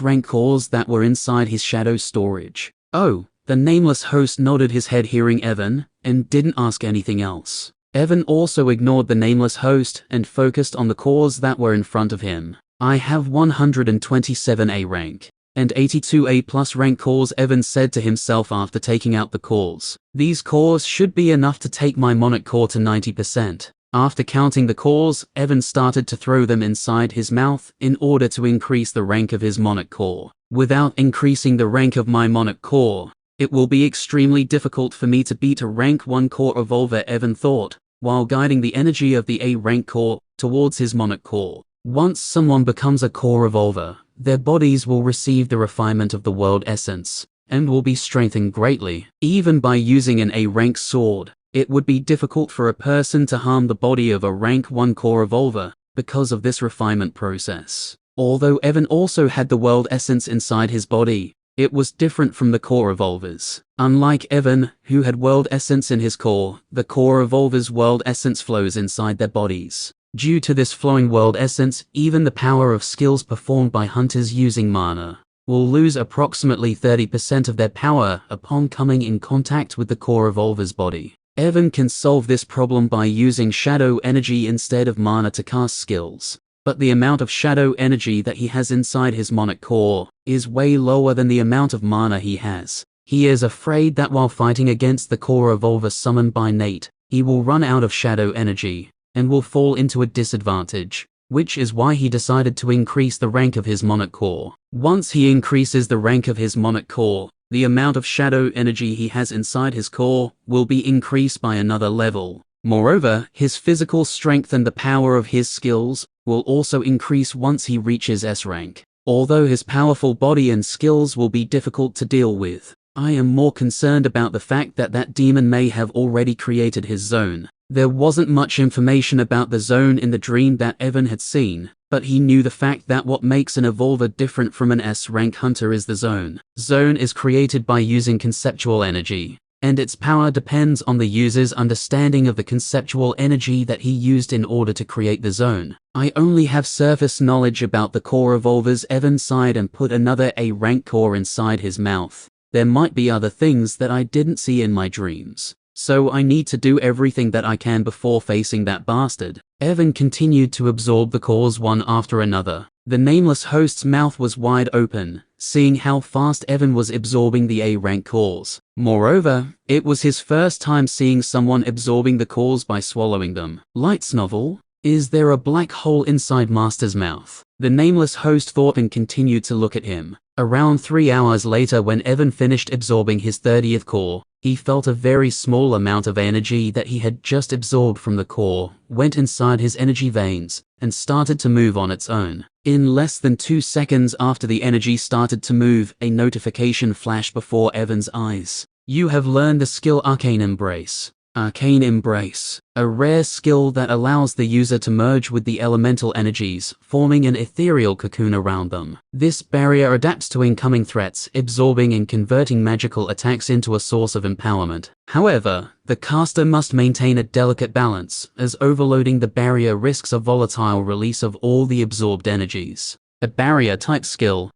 Evan muttered and activated the Arcane Embrace skill. Just as he activated the skill, a barrier made of water, fire, wind, earth, lightning and many other different kinds of elemental energies covered an area of 2 meters around him. Evan inspected the barrier using his spiritual senses and found the defense of the barrier was quite good. After checking the power of the barrier, Evan continued to absorb more cores. By the time he reached a start city, Evan had absorbed all the A-rank cores and about half of the A+ rank cores. Now his monarch core was at 87%. After absorbing so many cores, Evan received 3 more skills other than the Arcane Embrace. Evan was very satisfied after receiving those 3 skills, because among those 3 skills, one was actually a spiritual skill, Soul Severance. After activating this skill, the user can sever the connection between a person's body and soul for 1 second using their spiritual power, rendering them unconscious or temporarily incapacitated. The skill won't work against people who are 2 ranks above you. Cooldown time: 5 hours.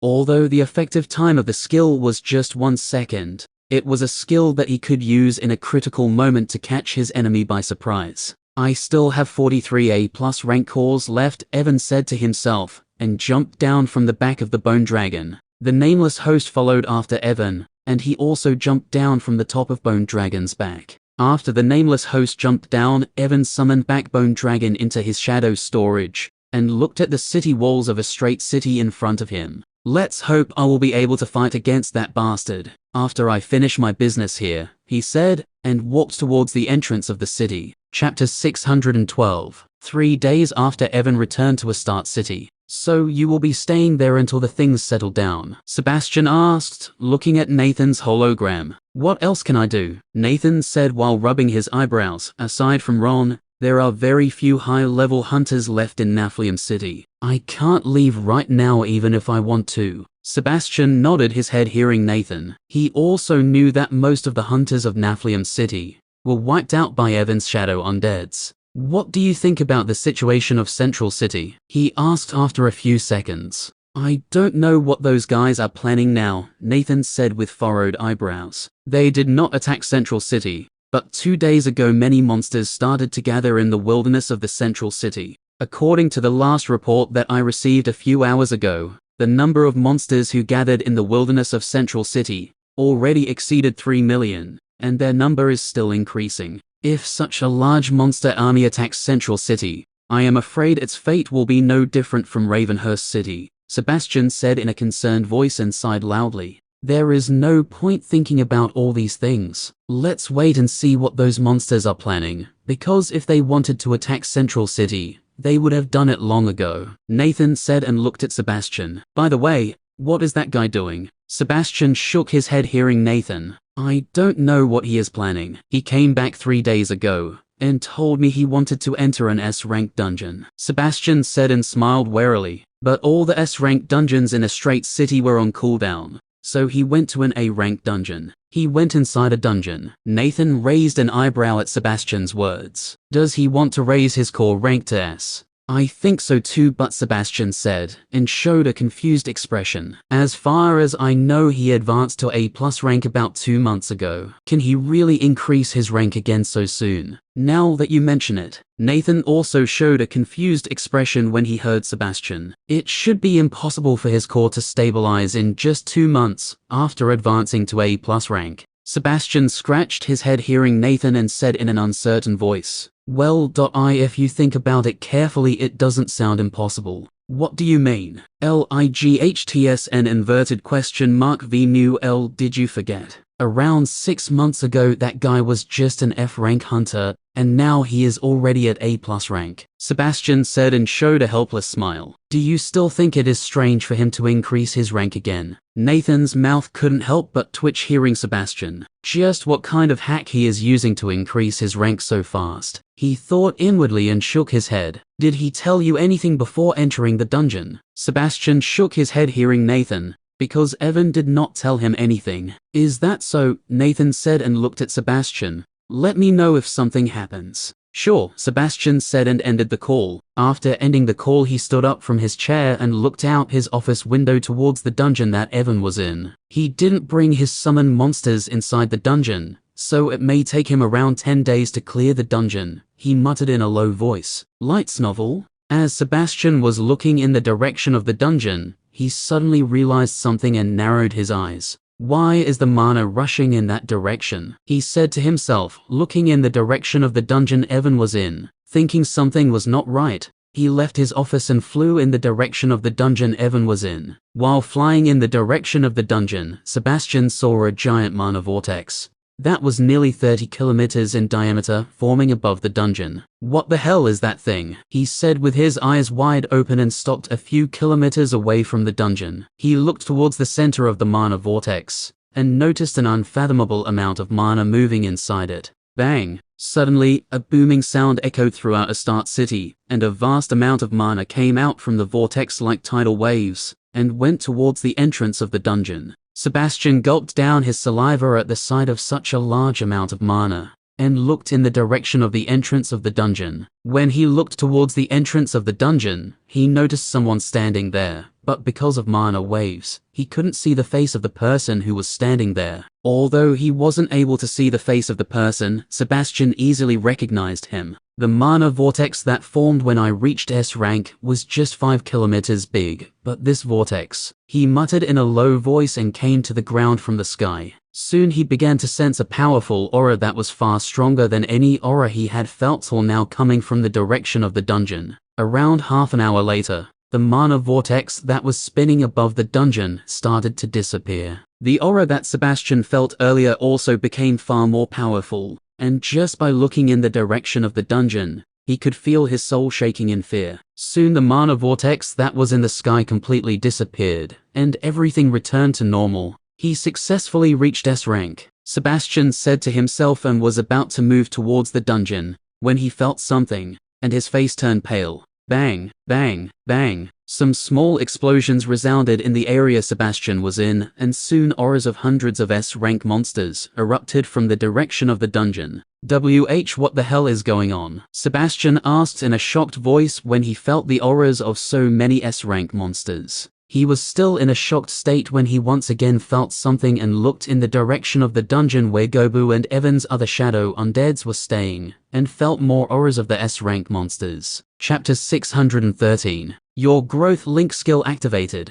Eclipse, Necros, Astronauts, Elijah and other shadow undeads who were inside Evan's shadow storage came out on their own the moment Evan's monarch core reached S rank. The rune of evolution that was engraved on his chest started to glow, and the ranks of all of his shadow undeads who were below S rank reached their S rank. Hundreds of S rank auras belonging to shadow undeads filled the entire Astarte city, scaring the *T out of the people. Evan glanced in the direction of the dungeons where Gobu and his other shadow undeads were and smiled lightly. This growth link skill is completely broken, he muttered to himself and looked at the rune that was engraved on his chest. There are 2 runes engraved on my chest, but this second rune never reacted to anything. Evan looked at his shadow undeads who successfully reached their S rank, and summoned them back to his shadow storage. I wonder what kind of surprises this second rune will give me in the future.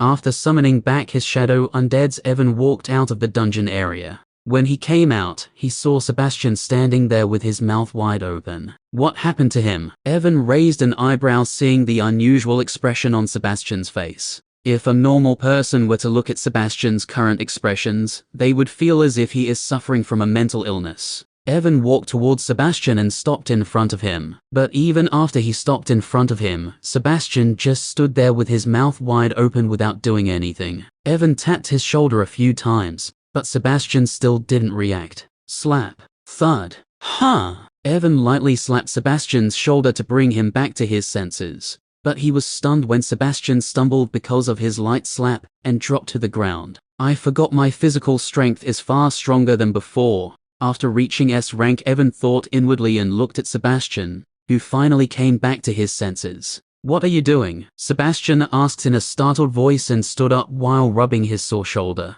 I should be the one asking this question. What were you doing here standing like a fool? Hearing Evan, Sebastian finally remembered what had happened a few seconds ago, and he looked at Evan suspiciously. I just felt the auras of hundreds of S-rank monsters, Sebastian said in a serious voice. Tell me honestly, are you _? Yeah, those auras belong to my monsters, Evan said even before Sebastian could finish speaking. Those monsters are connected to me, so their rank increases along with my rank. Although Sebastian had already guessed it when he had felt the auras of so many S-rank monsters earlier, he was still shocked to the core when Evan confirmed his guess. Light's novel. If what he had just said is true, then doesn't it mean that he is now the master of hundreds of S-rank monsters, and can do whatever he wants, and no one will be able to stop him, he thought to himself and felt his head spinning. Sebastian knew very well about the power level of the shadow undeads. Even when they faced thousands of demons and hundreds of thousands of monsters that Damien brought with him, the shadow undeads utterly crushed them. And they were A+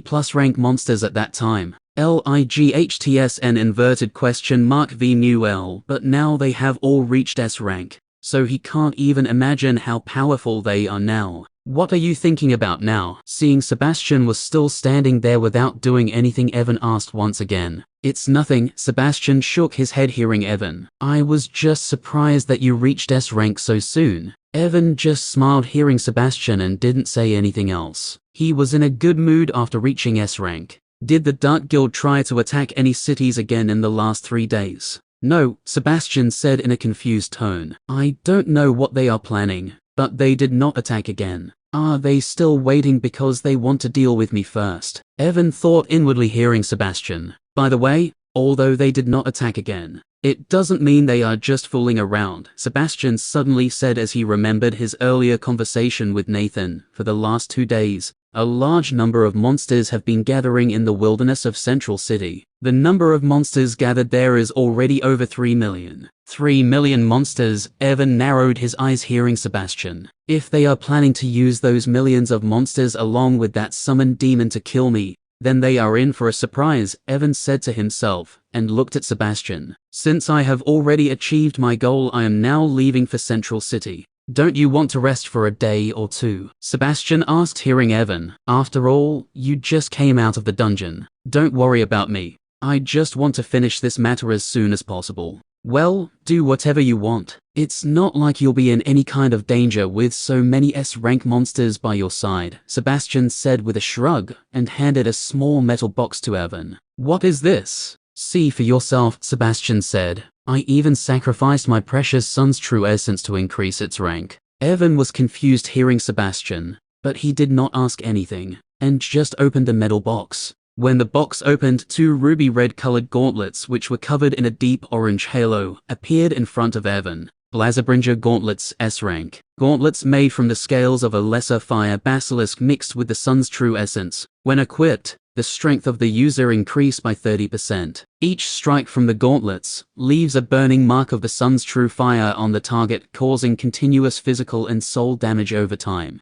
The user can use Basilisk's Wrath, Inferno Aura and Solar Flare skills while wearing the gauntlets. Inferno Aura passive skill. When the user is enraged or in a heightened emotional state, their gauntlets emit a blazing aura, enhancing their attacks and making them even more formidable. Basilisk's Wrath. Upon activation, the Blazabringer gauntlets transform into basilisk-like claws, empowering the user's attacks with fiery breath. Each strike of gauntlets releases scorching flames that can pierce through even the toughest defenses. Skill duration, 3 minutes. This skill can be used twice a day. Solar Flare. Upon activation, the user can release a concentrated fireball made of the sun's true fire that can incinerate anything. Chapter 614. These gauntlets can now increase my strength by 30% instead of the previous 20%, and because of the sun's true fire, in addition to physical damage, I can now cause soul damage as well while wearing them, Evan said,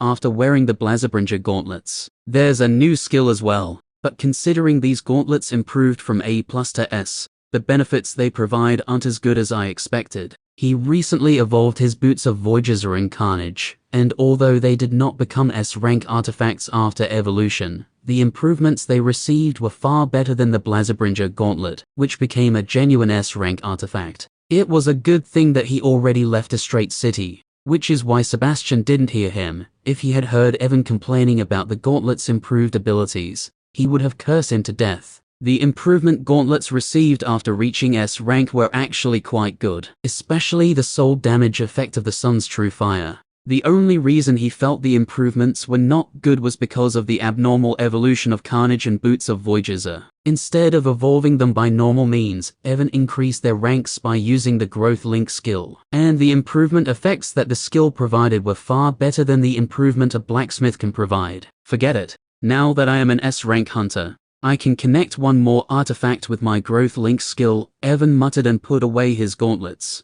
I will have to consider carefully which artifact I should connect with the Growth Link next. After putting away the gauntlets, he opened his status window to look at it. So, no new effect of the Growth Link skill opened this time. Huh? Evan said after opening his status window. He had received Growth Link skill when his Prime Core reached C rank. From that moment onwards, every time he increased the rank of his Monarch Core, a new effect of the Growth Link skill opened. When his Monarch Core reached B rank, he received the effect of taking skills from his Shadow Undeads, and when it reached A rank, he received the effect of connecting his artifacts with the Growth Link skill. But this time, other than the fact that he can connect one more artifact with the Growth Link skill, there were no improvements in the skill. Although no new effects were unlocked, Evan was not disappointed because the current 3 effects of the Growth Link skill were already very powerful. You have received the class-specific skill Shadow Clone. You have received skill Soul Beacon. Your Bloodline Doombringer is becoming pure. Your luck is decreased by 20% because of your Doombringer bloodline. Shadow clone. Using the essence of shadow, you can create a clone of yourself. The clone will have 50% of your power, and will be able to use all of your skills, except for the class-specific and unique skills. A clone skill. Evan raised an eyebrow after reading the details of the skill. Although the clone will only be able to use 50% of my power, and will have some restrictions on the skills it can use, it is still quite good, because even with my 50% power, this clone will be able to face any S-ranker without any problem, Evan said, and activated the skill. When he activated the skill, a dark aura came out of his body and turned into a clone that looked exactly like him. If both of us appeared in front of someone, they would think we are twins. Because there is no difference between us, Evan nodded his head in satisfaction after seeing the appearance of the clone, and cancelled the skill. It is a pity I can make only one clone for now otherwise, he muttered in a low voice, and looked at the details of the next skill, Soul Beacon. By utilizing 10,000 souls at once, you can create a unique magical beacon made of the essence of souls, allowing you to teleport to specific locations where the soul beacon is placed. This skill consumes a great amount of mana upon activation, and the greater the teleportation distance,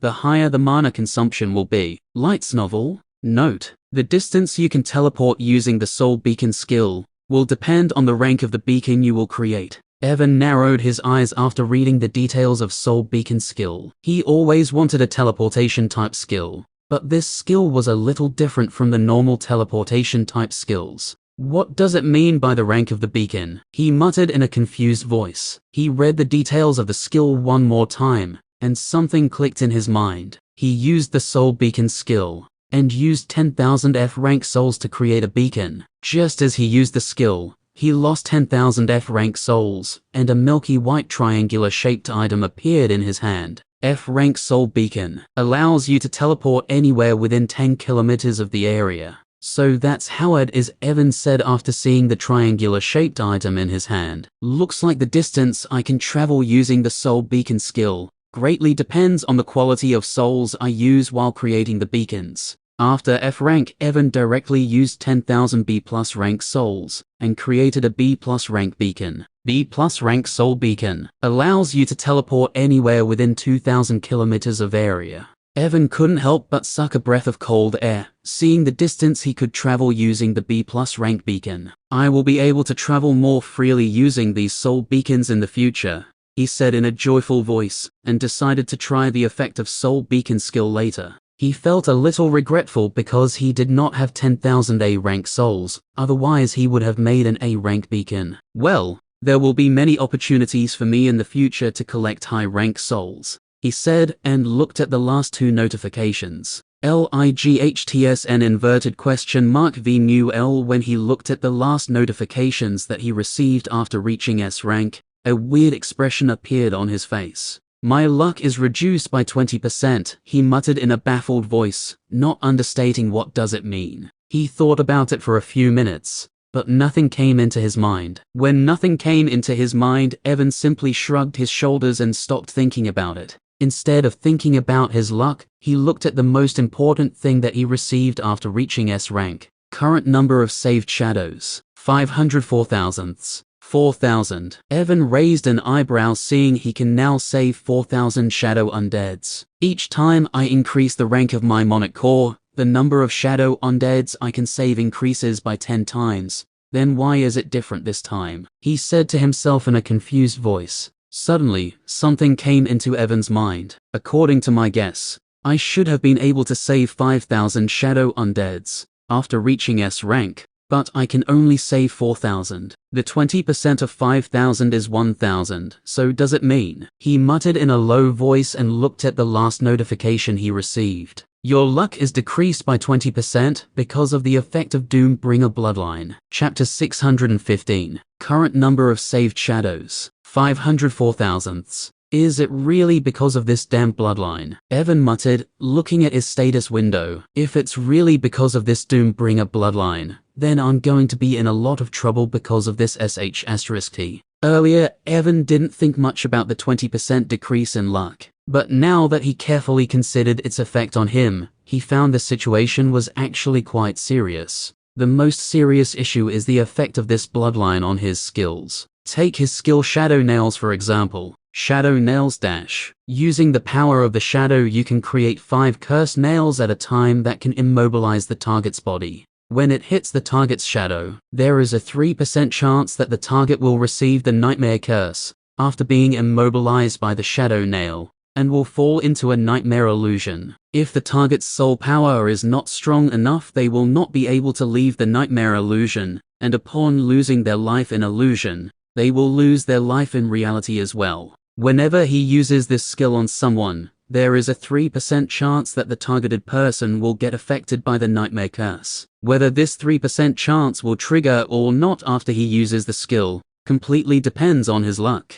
Now, because of the effect of Doombringer bloodline, the chances of Nightmare Curse being triggered are reduced by 20%. And this is just one of the examples. The blind effect of the Shadow Bullet skill, the chance of getting a skill after absorbing a core, and many other things that depend on his luck will be affected because of this. F***K my life, Evan cursed when he realized the seriousness of this luck reduction effect. First, there was that the Cursed One title, and now this F***ed up bloodline. He rubbed his eyebrows and closed his status window, not wanting to look at it anymore. I hope there won't be more negative effects of this bloodline in the future, he said and closed his eyes. The flying speed of the Bone Dragon was extremely fast. Because of Evan's promotion, Nihilus also reached the S rank. Even before becoming an S ranker, the summoned Bone Dragon of Nihilus was at S rank. Now that Nihilus reached S rank, the power of his summoned Bone Dragon also increased greatly. Although it was still S rank Bone Dragon, it received a great boost in its skills and abilities.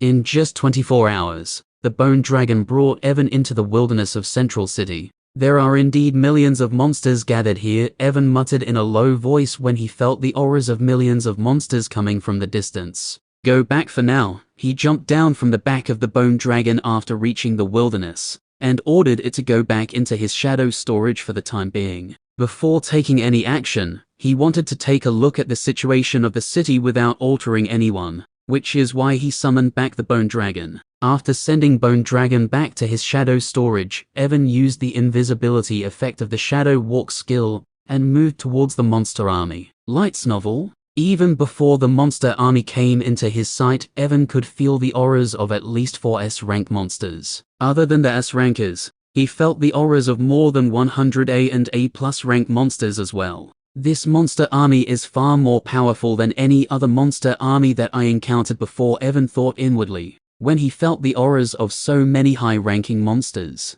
After 10 minutes of walking, when Evan was just 200 kilometers away from Central City, he finally saw the monster army that was gathered there. Damn, there are at least 4 million monsters here, and more monsters are still coming from the depth of the wilderness. Evan's mouth couldn't help but twitch seeing so many monsters. He thought about the number of monsters for a few seconds, and then nodded his head. Although the number of my shadow undeads is far less than the number of monsters, they should be able to get rid of them due to the advantage of their high rank. After confirming the number of monsters, Evan thought about entering Central City. Just as he was about to move towards Central City, he felt something and looked around him. He used his spiritual senses to scan his surroundings, but didn't find anything out of the place. LIGHTSN inverted question mark VNUL. Was it my imagination? Evan said inwardly and once again scanned his surroundings. But just like before, he didn't find anything this time as well. Maybe I am being paranoid, Evan muttered in a low voice, and started to move towards Central City,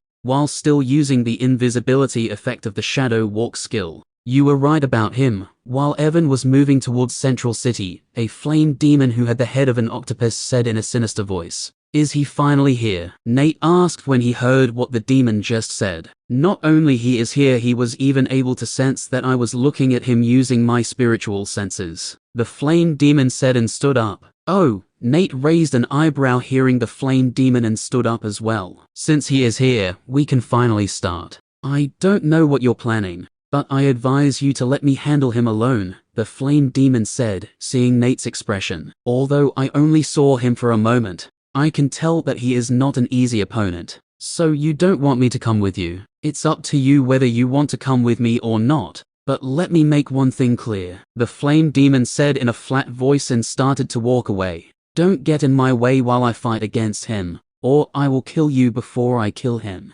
Chapter 616. As Evan moved towards Central City, an uneasy feeling began to grow in his heart. He wasn't sure why he felt uneasy, but he had a feeling that something big was about to happen. The only person who can give me this uneasy feeling with my current power is that rank 1 demon, Evan thought inwardly, and spread out his spiritual senses in the surroundings. But just like last time, he didn't find anything unusual even after scanning the surroundings using his spiritual senses. With my current spiritual power, I don't think even a rank 1 core evolver would be able to hide his presence unless he is using a very powerful skill to conceal himself, Evan muttered when he didn't find anything unusual, and continued to move towards Central City. Did that guy summon a sand demon? Sand demons are good at concealing themselves and launching sneak attacks. If it is really a rank 1 sand demon, then I might not be able to sense him even with my current spiritual power.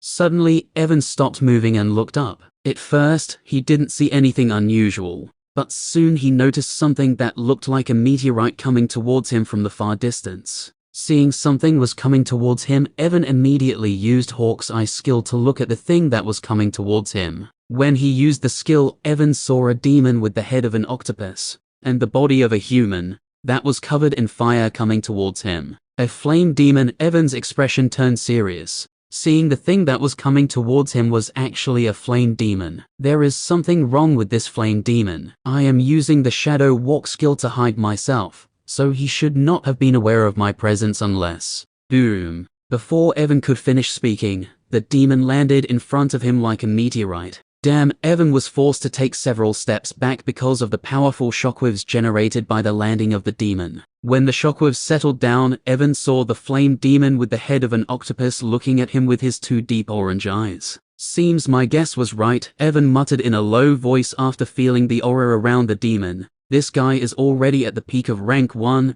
and is very close to reaching rank 2. The flame demon also looked at Evan for a few seconds after landing, and showed a disgusting smile on his octopus-like face. You are indeed not normal, Asher, the flame demon said, looking at Evan. Not only your physical body, even your soul is far more powerful than any S-ranker, almost on par with the rank 1 core evolvers. I can say the same for you, Evan said while circulating his mana. I didn't expect that I would meet someone who is very close to reaching rank 2 here. You know about core evolvers even though you are in this low-level world? Asher asked in a surprised voice. I just know about a few minor things, nothing special. Since you know about the core evolvers, you should also know that you have no chance of winning against me. So why don't you obediently surrender, and I will give you a painless death, Asher said, with the same disgusting smile on his face. I know it won't be easy for me to win against you, but Evan said and wore his Blazabringer gauntlets. You are not strong enough to make me surrender in front of you, so you want to fight against me? Asher asked while locking down his aura on Evan. Evan felt the space around him solidified, and it became hard for him to breathe. But instead of panicking, he just increased the circulation speed of the mana inside his body, and successfully offset the effect of Asher's aura.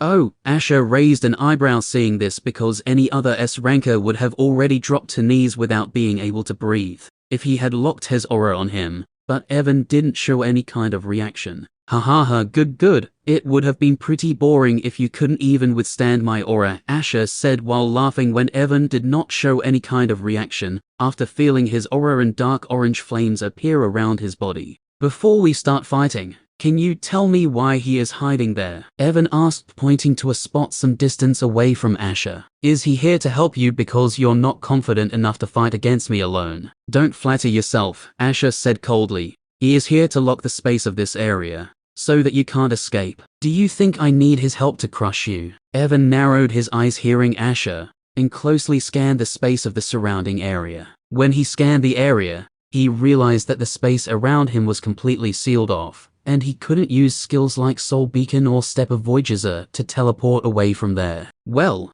it doesn't matter because I never planned on running away in the first place, Evan thought, and stopped looking at Nate, who was hiding some distance away from Asher. He used wind manipulation skill, and took a step forward to move towards Asher. But before he could move towards him, Asher pointed one of his fingers towards Evan at lightning speed, and shot a small orb of deep orange fire. That was just 3 centimeters in diameter. Although the fire orb was very small, it gave Evan a deep sense of danger. He wanted to dodge Asher's attack, but the speed of the fire orb was extremely fast, and it arrived in front of him in an instant. At the last second, before the attack collided with him, Evan activated his newly gained defensive skill Arcane Embrace. Just as he activated the skill, a barrier made of water, fire, wind, earth, lightning and many other different kinds of elemental energies covered an area of 2 meters around him. Bang! The small fire orb clashed against the barrier. The moment the fire orb clashed against the barrier,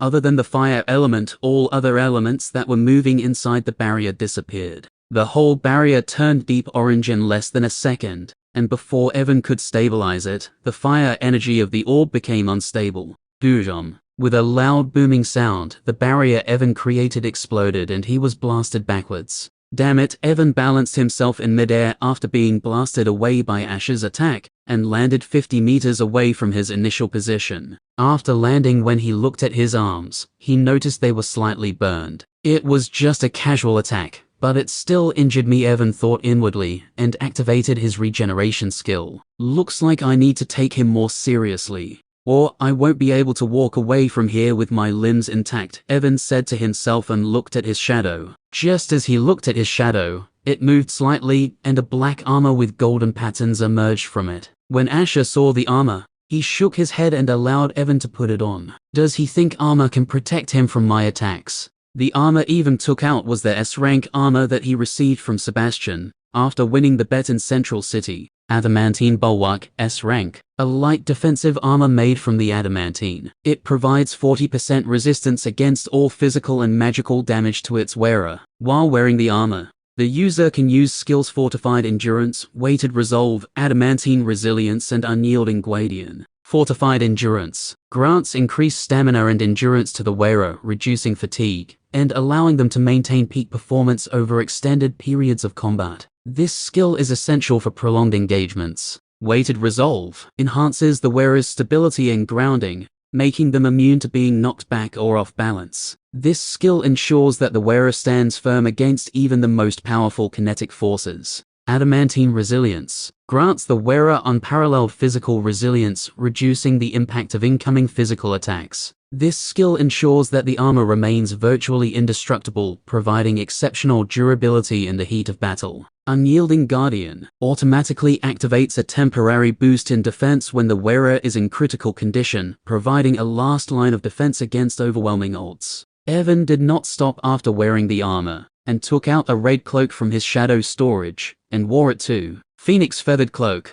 The Phoenix Feathered Cloak is a majestic and rare accessory crafted from the feathers of a legendary fire phoenix. Wearing this cloak imbues the wearer with the Flame Rebirth and high-level fire resistance skills. Flame Rebirth. The primary ability of the Phoenix Feathered Cloak is its power of Flame Rebirth. If its wearer faces death, the cloak's Nirvana flames activate. Using the Flame Rebirth, the wearer can come back to life. The Flame Rebirth skill can only be used one time. After using it for one time, the Phoenix Feathered Cloak will lose its Flame Rebirth skill. High-level fire resistance increases the user's fire resistance by plus 50%. After wearing the armor and Phoenix Feathered Cloak, Evan nodded his head in satisfaction and looked at Asher, whose gaze was fixed on the cloak Evan was wearing. I can feel very faint traces of phoenix flames from that cloak, Asher thought, and greed flashed in his eyes. If I can get that cloak, I will be able to reach rank 2 more easily, by studying the phoenix flames that are inside it.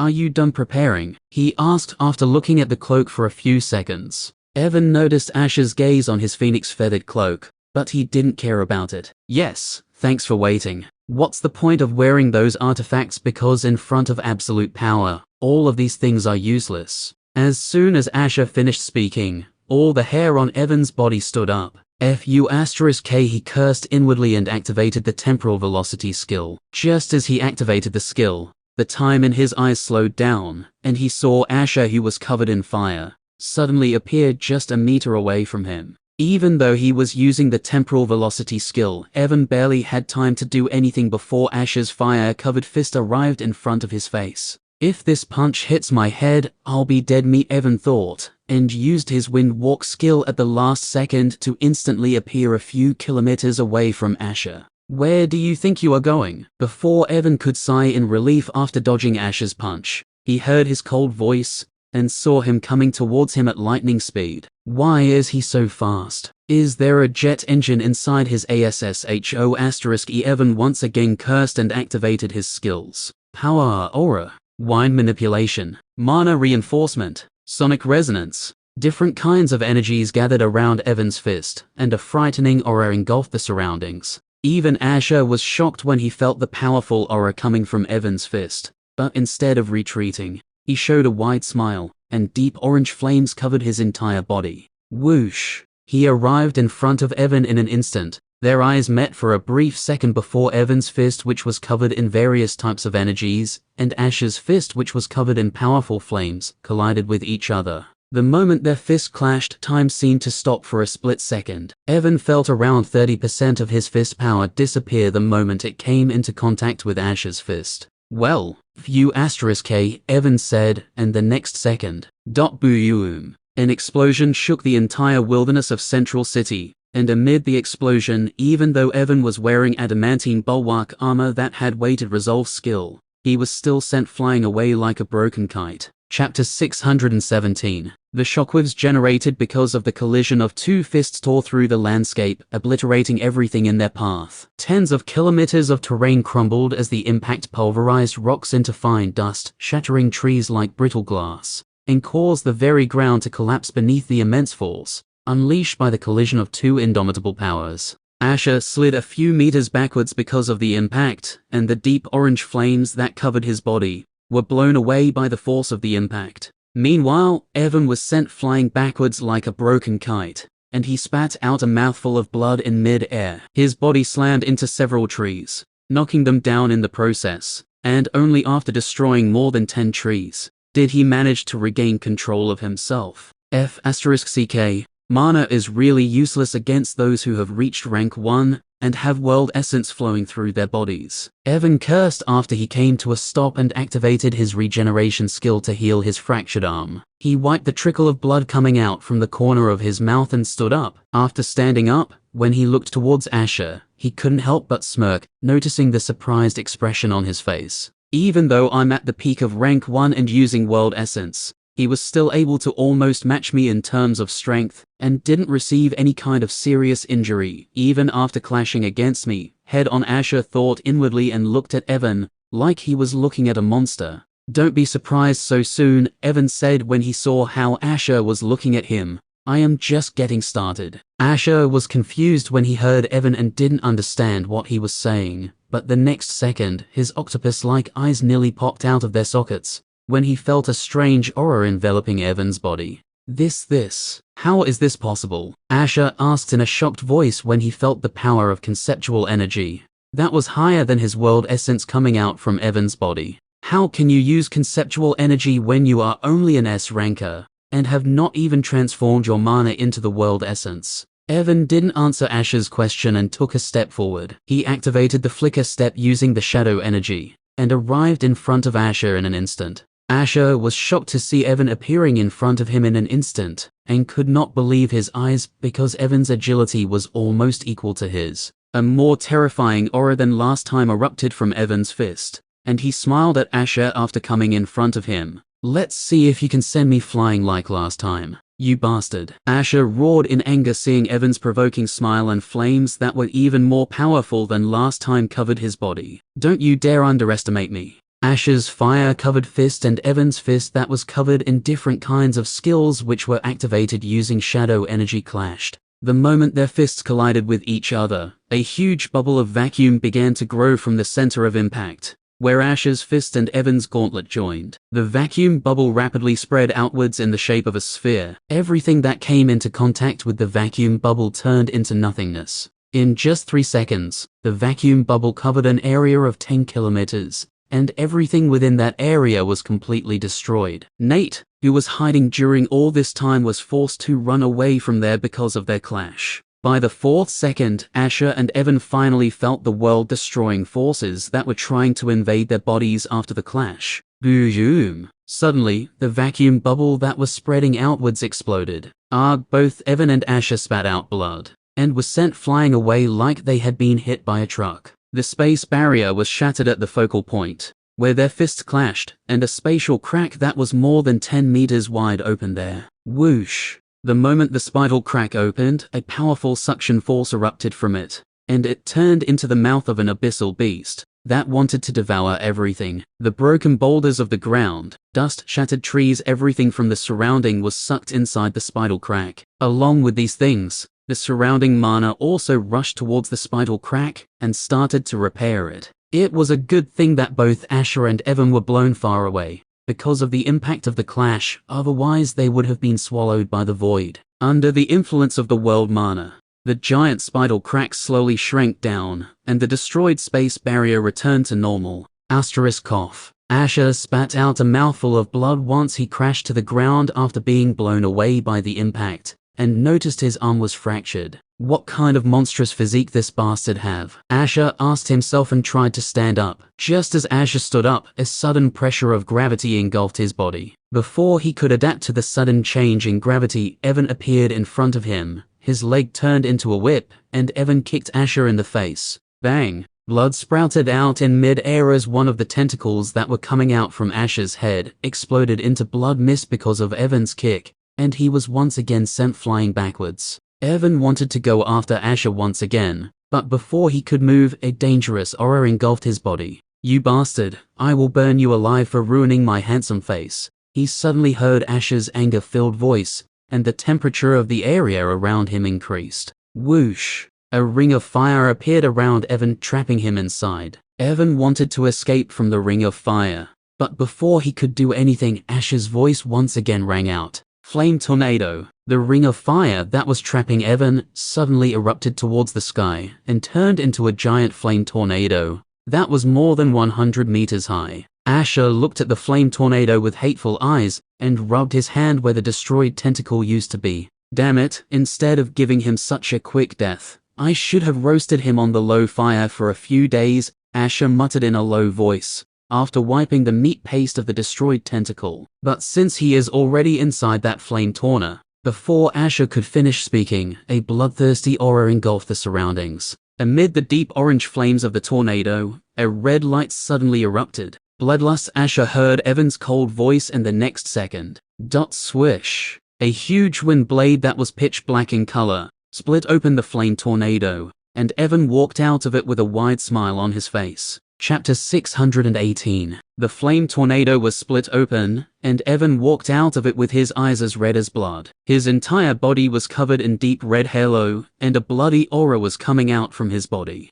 Bloodlust unique skill. When activated, increases the user's power by 300% for the duration of 3 minutes. While the skill is activated, the user will have a strong urge to kill, and there is a high chance that he will lose his rationality and will become a mindless killer. This Asher was stunned to see Evan walking out from the flame tornado, with just some minor burns on his body. His eyes stopped for a brief second on the phoenix feathered cloak that Evan was wearing, before he focused on Evan, who was looking at him with a bloodthirsty smile on his face. That cloak must be giving him very high resistance against the flammes, Asher thought, and was about to take action once again, when he felt all the tentacles on his body stand up. He immediately turned to his right side and threw a punch. Just as he threw the punch, bang, his fist collided against an ice spear that was pitch black in color. The ice spear turned into icy dust upon coming into contact with Asher's fist. But Asher didn't feel happy after destroying the ice spear, because the moment he turned around to destroy the spear, Evan appeared behind him and struck his back using all of his strength. Boom! A loud booming sound echoed throughout the wilderness, and Asher was sent flying as if he had been hit by a train. He spat blood into the air and crashed 300 meters away from Evan. K. Asher could not help but curse after crashing to the ground, and his eyes turned red from anger. Before he could stand up after crashing, the gravity around him once again changed, and Evan appeared around 100 meters above him. The wind from the surrounding area moved, and hundreds of wind spears that were spinning like drills formed around Evan. Rumble. The moment wind spears formed, the gravity once again increased by another fold, and the wind spears that were spinning like drills fell down towards Asher like missiles. Boom, boom, boom, boom, boom. Huge explosions echoed one after another as the wind spears fell to the ground under the influence of gravity manipulation. The area spanning tens of kilometers shook as if landmines were exploding one after another. Large parts of the destroyed land were blown everywhere, and a stormy cloud of dust rose high into the sky. Although the attack was very powerful, Evan knew that at best, it could only injure Asher, not kill him. So he wanted to continue the attack, but before he could attack once again, bang! A pillar of deep orange flames rose high in the sky. The stormy dust cloud that was covering the ground was blown away,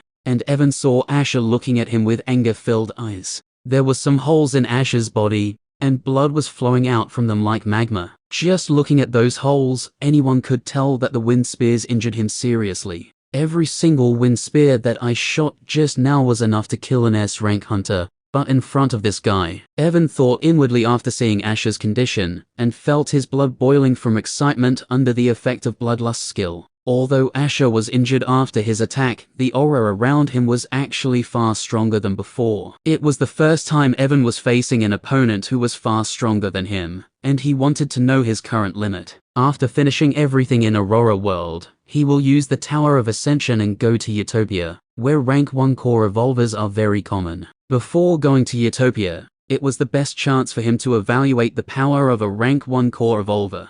Looks like he is finally going to use his full power, Evan said to himself when he felt the aura around Asher increasing with each passing second. Unknowingly, a smile that was filled with battle intent appeared on Evan's face. This bastard. Although Asher was angry, he also could not help but feel a bit of excitement when he felt Evan's battle intent. I knew you were not a normal S-ranker, Asher said, looking at Evan. But I didn't expect you to be so strong. The pillar of flame that had earlier erupted from Asher's body suddenly burst into dark orange energy waves that spread throughout the surroundings. Since you are so powerful, I will not hold back anymore. Suddenly, Evan felt the temperature around him increasing. He looked around him with his blood-red eyes and noticed the density of the fire element was increasing in the area. What is going on now? Try your best not to die, otherwise it will be too boring. Before Evan could understand what Asher had done, he heard his voice and saw him throw a normal flame spear towards him. Evan snorted when he saw the flame spear coming towards him. Although this flame spear could easily kill any S-ranker, in Evan's eyes, it was too weak to pose any threat to him. He used his ice spear skill and tried to create an ice spear to stop the flame spear. But as soon as he used the ice spear skill, his expression changed as he realized that for some reason, making the ice spear had become incredibly difficult for him. Before he could understand what was wrong with his skill, the flame spear arrived in front of him. Evan never expected that he would not be able to use ice spear skill in time to stop the flame spear, so he did not have any time to dodge the flame spear. F***K. At the last second, he crossed his arms in front of the spear, and the flame spear struck his Blasbringer gauntles. A split second after the flame spear came into contact with the gauntlets, boom! A giant explosion shook the sky, and Enter Wilderness was lit up with the orange light of flames. Evan didn't even get a chance to scream before his body was swallowed by flames, and he was sent flying away by the shockwaves. Chapter 619. Evan's body was swallowed by deep orange fire when the spear exploded, and he crashed far away like a fiery meteorite. Because of the protection of the adamantine bulwark armor and the flame resistance effect of the Phoenix Fetherd cloak, Evan's body was not seriously injured or burnt, but his unprotected face was a completely different story. All the hairs on his head were burnt, and his face was cooked like a meat sausage despite the effect of Phoenix Fetherd cloak. Some of his internal organs were damaged because of the impact of the crash, and all of his body was aching. Evan pressed his lips together and tried his best not to scream in pain after he crashed down, because, for some reason, the flame spear's fire penetrated his flesh and was causing chaos inside his body. Most of his body was covered in armor, so the situation was not serious, but a large amount of fire penetrated his face skin, and he was feeling like someone was roasting his face. He used the regeneration skill to heal his face and stop the fire, but the fire that went inside his skin was like a living entity, and it started to resist the effect of the regeneration skill. He could have used the death transfer skill to heal himself immediately, but the death transfer skill was a life-saving skill that could only be used once every 2 hours, so unless it was absolutely necessary, he did not want to use it. When the regeneration skill was not able to heal him, Evan suddenly thought about another of his healing skills, and immediately activated that. Ember Vitality. Using this skill you can draw energy from fire or heat sources, and use that energy to heal and recover from injuries. Just as Evan activated the Ember Vitality skill, the flames that were causing chaos inside his body immediately calmed down. The energy of the flame that was burning his face turned into a gentle stream and started healing his face at a rapid speed. Damn it. What the hell just happened? Evan asked himself and slowly stood up. He tried to activate his Ice Spear skill again, and noticed this time he was easily able to activate it. So you are still alive? Huh? Before he could understand anything else, he heard Asher's voice, and saw him appearing a few hundred meters away from him. The moment Asher appeared there, Evan once again felt it became hard for him to use his skills, and even the Ember Vitality skill that was healing his face became somewhat unstable. Why can't I use my skills properly? Evan asked Asher in a hoarse voice, because his vocal cord was also damaged by the fire energy. Evan didn't expect Asher to answer him. He just wanted to stall for a few minutes, so that he could solve the rampaging flame energy that was still inside his body. But to his surprise, Asher actually answered his question. You are inside my domain, so it is natural you can't use your skills to their fullest potential. Domain. Evan raised an eyebrow hearing Asher. Is it something similar to Zone that Core Evolver uses? You know about Zone. Asher was once again surprised when he heard Evan, but he didn't care too much about it, and nodded his head. Indeed, Zone and Domain are very similar. Zone is actually the evolved form of Domain, and only rank 2 evolvers can use the Zone. Turning your domain into a zone is also one of the requirements for becoming a rank 3 evolver. Without turning your domain into a zone you can't break through to rank 3. Only rank 2 evolvers can use Zone. Evan was stunned hearing Asher because he thought that all the core evolvers could use the Zone. It seems the memories I saw in my dreams are not perfect, and I shouldn't depend too much on them, Evan thought inwardly and looked back at Asher. Can you tell me more about Zone and Domain? Do you think I'm a fool? Asher asked in a cold voice. Don't think I don't know that you are just stalling for time to heal yourself by asking these useless questions. You misunderstood me. I am not stalling. Evan quickly shook his head hearing Asher. I can clearly feel that I can't use my skills properly because of the effect of your domain, and there is no way I can defeat you by using my weakened skills, Evan said, and he continued. Since I know I can't beat you and will most likely die here, I at least want to know what is the difference between the domain and zone before dying. Asher narrowed his eyes hearing Evan. Just when Evan thought he was not going to get any information from Asher, Asher opened his mouth and spoke once again. After becoming a rank 1 evolver, you have to gather enough world essence into your core and turn that world essence into conceptual energy in order to advance further. Once you turn 25% of your world essence into conceptual energy, you can create your domain based on the concept you used while creating your conceptual energy. Asher said and paused for a moment. After a short pause, he spoke once again. Once you create your domain and gather enough world essence into your core, you can break through to rank 2. After becoming a rank 2 evolver, once you turn all of your world essence into conceptual energy, your domain will evolve into a zone, and you can try to advance to rank 3. Evan fell into deep thought after hearing Asher. After thinking for a few seconds, he looked back at Asher. Since you can already use domain, does it mean you have already transformed 25% of your world essence into conceptual energy? And once you gather enough world essence into your core, you can advance to rank 2. There are a few minor things as well that I need to do before I can advance. But you don't need to know about them, Asher said and smiled coldly. Since I satisfied your curiosity, I hope you are now ready to die. Evan nodded his head hearing Asher and smiled at him. Thanks for answering my questions. Now you can die. Huh? Asher was stunned when he heard Evan, but soon he started to laugh. Ha ha ha. You want to kill me? Did you go mad because of the fear of D_? Come out? Before Asher could finish speaking, Evan looked at his shadow and said, As soon as Evan spoke, his shadow started shaking, and the smile disappeared from Ash's face. Chapter 620. Come out. As soon as Evan said, his shadow began to move, and immediately transformed into the mouth of an abyssal beast, covering the ground in an area of $?2 kilometers. Whoosh, whoosh, whoosh, whoosh. Auras of S-rank monsters and demons erupted from Evan's shadow, and in the next second, thousands of monsters and demons appeared around Evan. Asher was shocked beyond belief when he saw so many S-rank monsters and demons with pitch-black bodies and burning purple eyes appearing in front of him out of nowhere. Roar! Asher's mind was still processing the thing that just happened when a loud dragon roar reverted in the surroundings, and the 100 meters tall bone dragon came out from Evan's shadow storage. Nihilus was standing on the top of Bone Dragon with his bone staff in his hands. After the Bone Dragon came out, Nihilus lifted his staff towards the sky. Call of the Emperor, Nihilus said, and thousands of pitch-black skeletons with deep red eyes came out from the ground and stood with the shadow undeads. When Nihilus was A+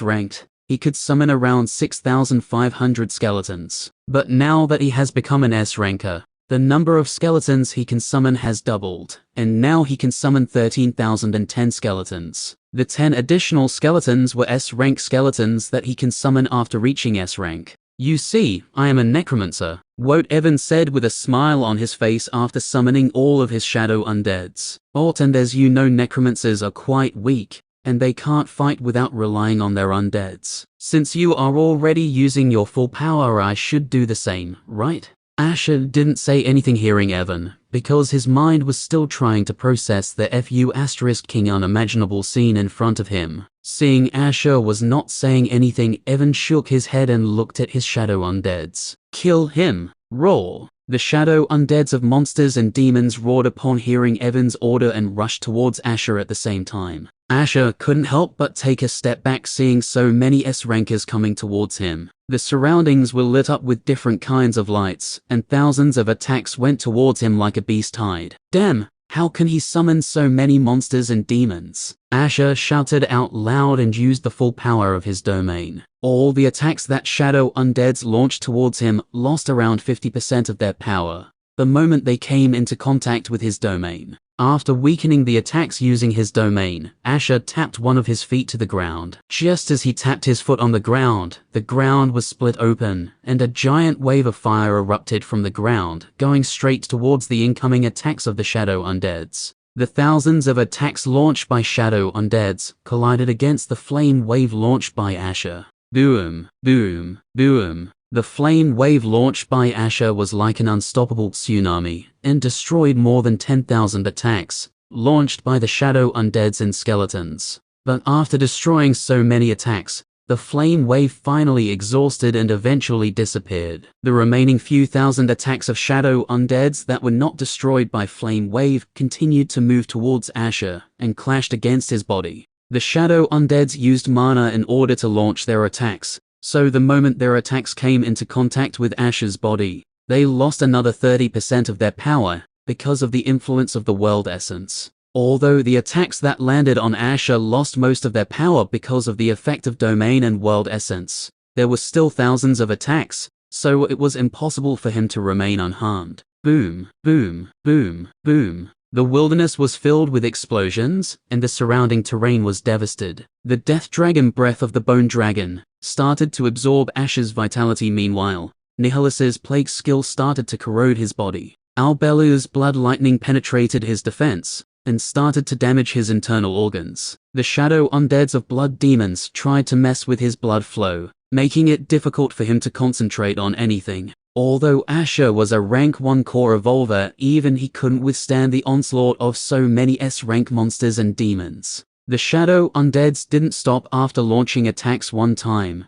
and continued to attack one after another. Boom. Cough. Asher blocked a quasi dragon's raw skill, and spat out a mouthful of blood because of the impact. I can't go on like this, Asher thought, while trying to stop attacks of shadow undeads. At this rate, I will definitely die under the joint attacks of these bastards. The shadow undeads were about to launch their attacks once again, but before they could attack, a deep orange aura covered Asher's body. Do you think you can win against me using numbers? Asher shouted and smashed his fist to the ground. Rumble. The moment he smashed his fist to the ground, the terrain in an area of 5 kilometers started to shake. Not good, run away from there. When Evan, who was watching everything from the sky, saw this, his facial expressions changed, and he shouted. But his warning was useless, because before the shadow undeads and the skeletons could run away, the ground was split open, and dark orange magma erupted from the ground, engulfing all the shadow undeads and skeletons.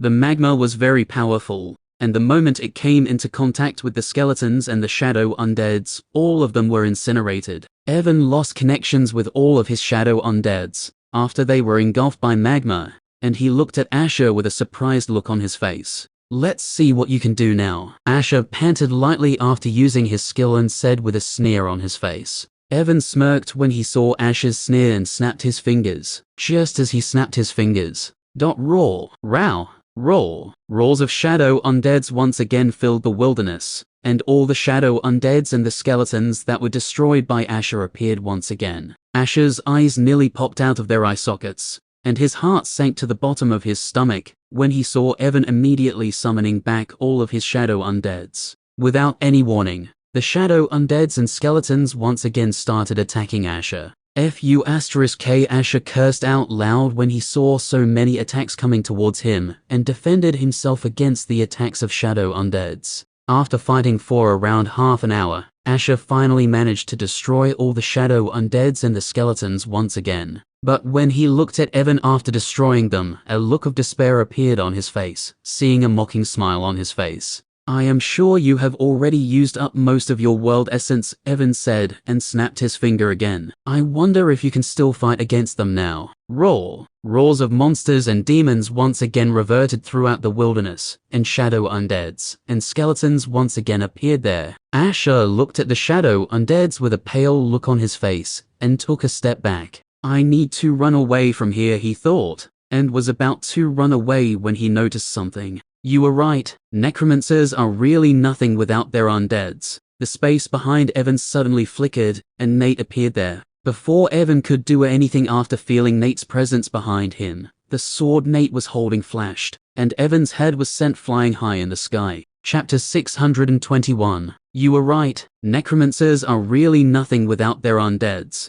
The space behind Evan suddenly flickered, and Nate appeared there. Before Evan could do anything after feeling Nate's presence, the sword Nate was holding flashed, and Evan's head was sent flying high in the sky. A fountain of blood erupted in mid-air, and Evan's headless body started to fall down from the sky. All the shadow undeads and skeletons who were attacking Asher stopped and looked in the direction of Evan's falling body. Thud. With a loud thudding sound, the headless body of Evan crashed to the ground. The battlefield became completely silent after Evan's headless body crashed to the ground. Asher's mind was still trying to process the variety of things that had happened in the span of the last few seconds, so he didn't say anything after Evan was beheaded by Nate. The shadow undeads were also silent, and were looking at the place where Evan's body crashed. Meanwhile, Nate's eyes behind the mask he wore were filled with uncertainty, and his entire focus was placed on the shadow undead situation. Now that Evan was dead, he expected them to disappear. He feared that if they did not disappear, and try to avenge Evan's death, he would die a death worse than a dog. Why are they still here? Nate's heart started beating like a drum,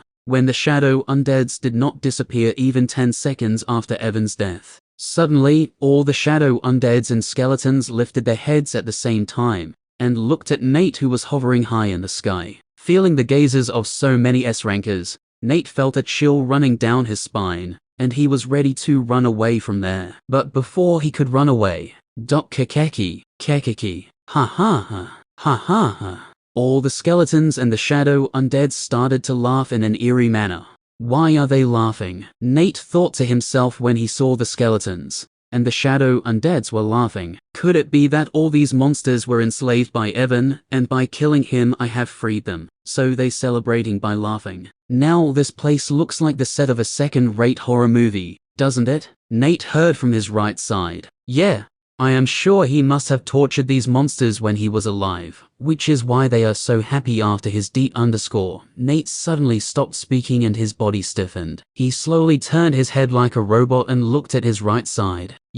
How are you? Nate was shocked to his core when he saw Evan standing right beside him. You didn't hesitate even for a second when you chopped off my head. You are really ruthless, Evan said to Nate with a smile on his face. Nate looked at Evan's headless body, which was still on the ground, and saw it slowly turn into a plume of black smoke and disappear. A clone, Nate muttered in an uncertain voice, seeing the body was disappearing. Correct? It was a clone. Evan nodded his head when he heard Nate's uncertain voice. Earlier, after summoning his shadow undeads to fight against Asher, Evan tried to look for Nate using his spiritual senses. But because of the interference of Asher's domain, he was not able to sense his location. He was afraid that Nate would try to sneak attack him, which is why he used his newly gained skill Shadow Clone. Shadow Clone. Using the essence of Shadow, you can create a clone of yourself. The clone will have 50% of your power, and will be able to use all of your skills, except for the class-specific and unique skills. After creating his clone, Evan used the Shadow Walk skill, and hid himself some distance away from the clone. Asher was busy fighting against his shadow undeads, so he was not able to notice that the person who was hovering in the sky was actually Evan's clone. And since he was hiding just a few meters away from the clone, no one was able to sense anything wrong with energy fluctuations, even when he used Shadow Resurrection skill to summon back his shadow undeads. A silver light appeared around Nate, and he tried to teleport away, after finding Evan was still alive. But before he could teleport away, Evan used gravity manipulation and sealed the space of the surrounding area. Asher was also ready to run away after finding Evan was still alive, but the shadow undeads and the skeletons surrounded him and started to attack again. Asher had already used up most of his world essence, so he wasn't able to break free from the encirclement of the shadow undeads, and had no choice but to defend against their attacks. There is no need to leave so soon, Evan said to Asher after stopping him from running away. Since you are already here, let's have a good chat. Evan stopped in front of Nate and raised a finger. Nate tried to get away from Evan, but he couldn't do anything because his body was bound by the forces of gravity and wind. A black dot started to form at the tip of Evan's finger, and he pressed the black dot. That formed at the tip of his finger against Nate's head. Soul search, Evan said, and the black dot that was spinning at the tip of his finger went inside Nate's body. Before killing Nate, Evan wanted to get some information about the person who is inside the Inferno dungeon. Until now, he was not able to get any information about that person, because all the members of the Dark Guild like Kazal and others couldn't remember anything about the dungeon after becoming shadow undeads. Since he couldn't get any information about that guy after turning these people into shadow undeads, he can only use soul search in order to get some information. Nate screamed out in pain when the black dot went inside his body, and he felt like his soul was being eaten by someone. Just a few seconds and I should be able to get some useful information. Suddenly, before Evan could get any information from Nate, he felt a powerful force erupting from Nate's soul. Cough. Evan coughed out a mouthful of blood, and was forced to get away from Nate, because his soul search skill was destroyed by the force that erupted from Nate's soul. That guy placed a restriction on his soul, so that no one can get any information about him, Evan muttered while breathing heavily because his soul was lightly injured. Because of the backlash of the soul search skill, Evan was not able to maintain the gravity manipulation skill, and the space in the surroundings returned to normal. Although Nate also suffered a backlash, he did not miss this opportunity, and instantly used his teleportation skill to run away from there. Before activating his teleportation skill, Nate took out a small red orb and threw it towards Evan. The moment Nate threw the red orb towards Evan, a sense of impending doom engulfed Evan's body. He wanted to run away from there, but realized he couldn't move his body. The red orb was locked on him, and a strange force that was coming out from the orb was binding the space around him. Shadow possession. Without any hesitation, he used shadow possession, and merged himself with Necros, whose defense and strength were quite high. But even after using the shadow possession, Evan was not able to move his body. The red orb that Nate threw arrived in front of Evan and boom! An explosion that was even more powerful than a nuclear bomb engulfed the wilderness of Central City. Chapter 622. By using the second effect of the growth link skill, Evan could take 3 skills of his shadow undeads. During the fight in Silverwind Town, Evan had taken gravity manipulation and Crimson Veil skills of his shadow undeads. By using the second effect of the growth link skill, just before the small orb that Nate threw towards Evan exploded, he used the second effect of the growth link skill once again, and took Astronaut's unique skill, Titanic Resilience. Titanic Resilience, unique skill. When activated, you gain temporary invulnerability to all incoming damage, allowing you to easily ignore all attacks. However, you cannot attack or use other skills during this state. The invulnerability status will last for 10 seconds, and can only be used once every 3 hours. Although Evan had fused himself with Necros, whose defense was very high among his shadow undeads, and even used Titanic Resilience skill, that gave him temporary invulnerability against all attacks, he still felt a sharp pain all over his body the moment the orb thrown by Nate exploded. The army of 4 million monsters, which was stationed around 100 kilometers away from the location of the explosion, looked in the direction of the explosion and saw the sky had turned crimson red, and a mass of red fire was rapidly expanding in all directions, and covered an area of around 50 kilometers in an instant. Although the monster army was nearly 100 kilometers away from the explosion site, they all felt a chill running down their spines, as they could all feel the terrifying power hidden inside the deep red fire. All the shadow undeads and skeletons were swallowed by the red fire, and disappeared without being able to resist even for a single second. Asher and Evan were also caught in the explosion, and their fates were unknown. The mass of the red fire did not stop after covering an area of 50 kilometers. And continued to expand outwards. When the monsters saw the red fire moving in their direction, all of them retreated from their position. 30 minutes after the explosion, around 15 kilometers away from the location where the orb exploded, inside a crater that was nearly 50 meters in diameter and 10 meters deep, Evan slowly opened his eyes. The moment he opened his eyes, he felt as if he was being cooked alive, and millions of ants were tearing apart his flesh. Moreover, even after opening his eyes, Evan was not able to see anything. He tried to open his mouth to say something, but no sound came out of his mouth. He could not feel his hands or feet, and even his conscience was quite blurry. The aura around his body was incredibly weak, and his vitality was continuously dropping. When he wasn't able to see the condition of his body through his eyes, Evan used his spiritual senses to inspect his body. And the moment he looked at the condition of his body, his aura, which was already very weak, dropped even further. Both of his hands and left leg were missing, his eyes were destroyed, and he was looking like a person who could die at any second. Holy Sister Evan was scared **less, seeing the condition of his body, and immediately used the death transfer skill. But when he used his death transfer skill, he realized all of his shadow undeads were destroyed, so he couldn't use his skill before summoning back one of his shadow undeads. Without wasting any time, he immediately summoned back the shadow undead of an orc, and used the death transfer skill again. Just as Evan used the death transfer skill, the orc he had summoned turned into a puff of black smoke and disappeared. The shadow undead of the orc wasn't even able to last for 1 second after Evan transferred his injuries to it. Evan couldn't help but gulp down his saliva when he saw how the shadow undead of the orc was destroyed after he transferred his injuries. If I hadn't used Shadow Possession and Titanic Resilience skill on time, I might have died the moment that orb exploded, Evan thought inwardly and stood up.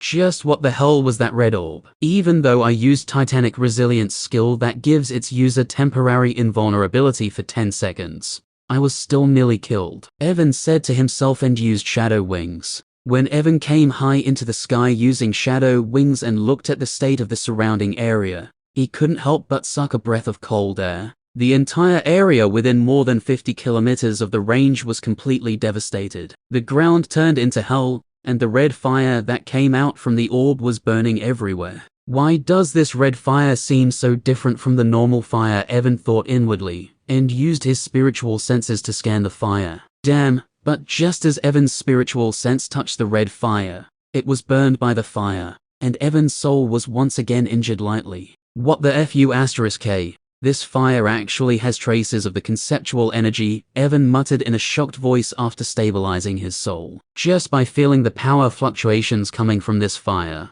I can tell that this fire is even stronger than the fire of that flame demon, Asher. How did that guy get hold of such a thing? Evan muttered to himself with a serious look on his face. Oh right, suddenly Evan thought about something and flew in the direction where the explosion had taken place. That guy is a flame demon, so there's a high chance he's still alive. Maybe he knows something about the orb Nate used earlier. Soon Evan arrived at the place where the explosion had taken place, but other than the sea of red flames, he did not see anything else. Because of the red flame that could burn even his spiritual senses, Evan had no choice but to search for Asher using normal methods. After a 20-minute search, Evan finally found Asher, who was in an even worse condition than him. Half of Asher's body was destroyed due to the explosion, and his aura was very weak. When Evan landed beside him, Asher glanced at him. Evan wanted to ask him about the orb that Asher had used. But before he could ask anything, Asher opened his mouth and said in a weak voice,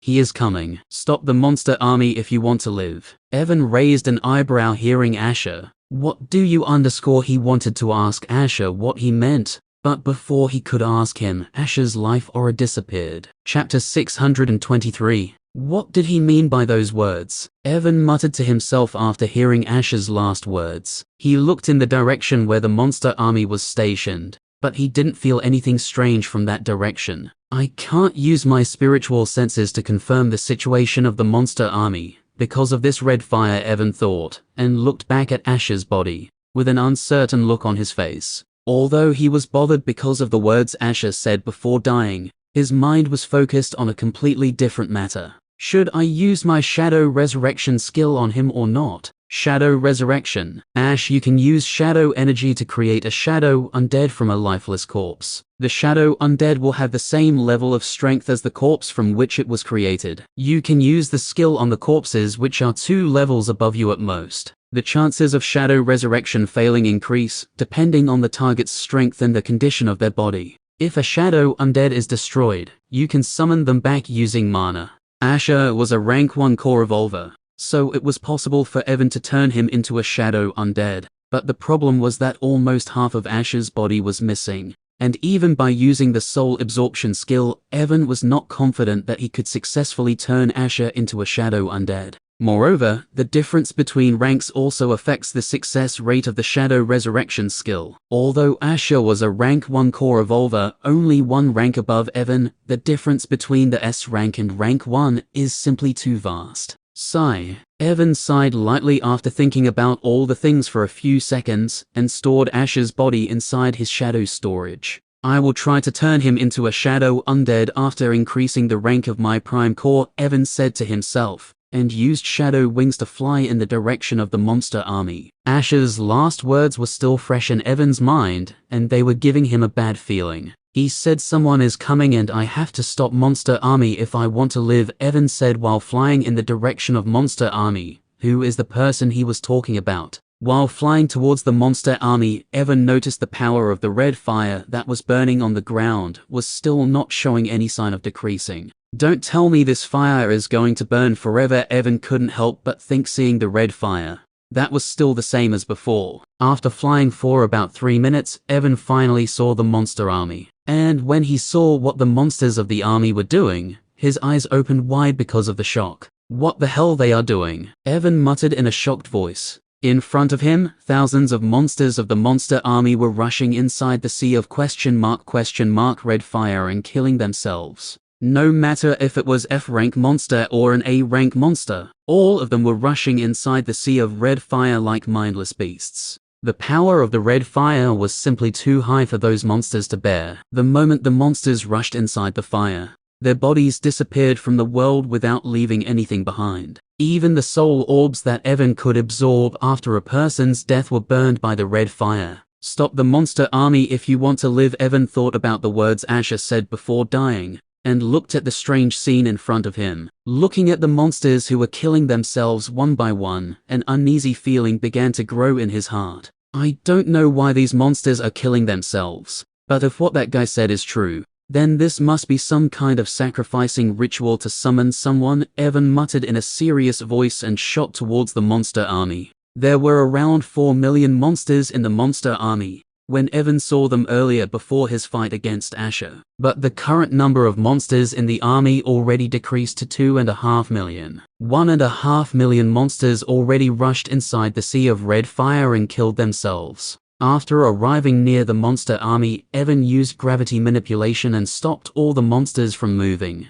Roar! All the monsters started to roar in anger when Evan stopped them, and their eyes turned bloodshot. Earlier, there were a total of 4 S-rankers in the monster army, but 3 of them had already jumped inside the sea of fire, and now there was just 1 S-ranker left. But against the power of Evan's gravity manipulation skill, even that S-ranker couldn't do anything other than roaring in anger. Are these monsters being controlled by someone? Evan said in a doubtful voice, seeing the bloodshot eyes of the monsters, and how they were still trying to jump inside the sea of red fire. Bang, bang, bang, bang. Suddenly, Evan started to hear the sound of explosions. He looked at the monsters who couldn't move because of his gravity manipulation skill, and saw all of them were self-destructing. These lunatics Evan couldn't help but curse, seeing monsters were self-destructing. There were hundreds of thousands of monsters, so it was impossible even for Evan to stop them, if they wanted to self-destruct. In just a few seconds, more than 1 million monsters exploded into blood mist and turned tens of kilometers of area into a land of blood. What the hell they are trying to do by killing themselves? Evan asked himself in a confused voice and looked at the monsters who were exploding one after another. Whoosh! Suddenly the red fire that was burning all over the wilderness moved on its own and started gathering in one place. Along with the red fire, the blood mist that filled the surroundings after the death of monsters also moved and rushed towards the place where the red fire was gathering. Evan tried to stop the red fire and the blood mist, but his efforts were useless, and all the blood mist was absorbed by the red fire. Bang, bang, bang. The speed at which the monsters were exploding also increased, and in just a few seconds, all the monsters were dead. The blood mist of the monsters was absorbed by the red fire that gathered in one place. Rumble. The moment red fire absorbed all the blood mist, the space barrier of the surroundings started to shake and became incredibly weak. Whoosh! Suddenly the red fire burst into a puff of red smoke and the space barrier of the surrounding area collapsed. When the space barrier collapsed and the red smoke disappeared, Evan thought he would see another high-ranking demon similar to Asher. But when the smoke disappeared and the surroundings became clear, Evan was shocked because instead of a demon, he saw something that he did not expect to see there. A dungeon portal. A red dungeon portal that was giving him a bad feeling appeared there. Chapter 624. A dungeon portal. Evan was shocked when he saw a portal appearing in the middle of the wilderness after the red smoke disappeared. The moment the portal appeared, Evan felt a powerful spiritual sense scanning the area. When Evan felt the power of the spiritual sense that was scanning the area, his soul couldn't help but shudder for a brief moment. The soul power of the person who is scanning the area is even more terrifying than that flame demon, Asher, Evan thought inwardly, and tried to look for the person who was using the spiritual sense to scan the surroundings. Whoosh! Suddenly, a golden barrier appeared around the dungeon portal that appeared in the wilderness. The moment the golden barrier covered the dungeon portal, the spiritual sense scanning the surroundings disappeared. This underscored when Evan noticed the golden barrier and how the spiritual sense of the person who was scanning the surroundings suddenly disappeared. He finally realized what was happening. The monster inside this dungeon actually successfully sent his spiritual sense out of the dungeon, Evan thought, and narrowed his eyes. The dungeons have their own set of rules, and no one can use their spiritual sense to scan the situation inside or outside the dungeon without passing through the portals. Evan can send his spiritual senses to the other end of the dungeon portal because of the second effect of his title rule breaker. But other than him, he never heard about anyone who could do the same. But just now, the monster inside the dungeon successfully used his spiritual senses to scan the surroundings of the outside of the dungeon before he was stopped by the golden barrier. Evan came down from the sky and landed in front of the portal. The portal was crimson red, and when Evan closely inspected the energy fluctuations that were coming out of the portal, he noticed something strange. From the energy fluctuations of this dungeon, I can tell this is just an A-rank dungeon, but how is this possible? Evan muttered in a low voice. The person who used spiritual senses earlier is at least an S-ranker. so how can he stay inside a rank dungeon? While feeling the energy fluctuations that were coming out from the dungeon portal, Evan scanned the golden barrier as well. At first, his spiritual senses were stopped by the golden barrier when he tried to scan it, but soon he was able to scan the barrier, because the second effect of his Rule Breaker title activated. This barrier.it is not made of mana or world essence, nor is it made of conceptual energy, Evan said in an uncertain voice, after scanning the golden barrier. He scanned the barrier for a few more minutes, but even after that, he wasn't able to understand anything about the golden barrier. The energy that is sustaining this barrier is too complex for me to understand. It's like the world itself created this barrier around the dungeon to stop something, Evan said to himself after scanning the barrier. Suddenly, while Evan was scanning the barrier with his spiritual senses, he felt some strange mental energy waves coming out from the dungeon portal. At first, Evan didn't care too much about those mental energy waves, because he thought the golden barrier would stop them as well. But soon his expression changed because those mental energy waves easily came out from the golden barrier and started to spread in all directions. Kill, kill, kill, kill. Damn it. The moment Evan came into contact with those mental energy waves, a voice started to ring inside his mind trying to affect his sanity. He felt a splitting headache and a strange urge to kill people started to grow inside his heart. The effects of the mental energy waves were somewhat similar to his bloodlust skill. Evan used his spiritual power to resist the effect of the mental energy waves, and was able to retain his sanity. What the FU*K are these energy waves? Evan pulled himself back from the golden barrier and said in a shocked voice. His current spiritual power was far higher than any hunter, especially after the 2 seals that were placed on his soul were broken, so it was nearly impossible for normal spiritual attacks to affect him. But the mental energy waves that were coming out of the portal were able to affect his mind. Not good. Suddenly, Evan thought about something and spread his spiritual senses in all directions. When he spread his senses in all directions, he noticed the mental energy waves were still moving forward. At this rate, these energy waves will soon reach Central City, and at that moment, what Evan said and immediately flew in the direction of Central City. There were no monsters within the wilderness after what had happened a few minutes ago, so the mental energy waves were not able to influence them. Mental energy waves were spreading in all directions at the speed of light, so when Evan reached the Central City walls,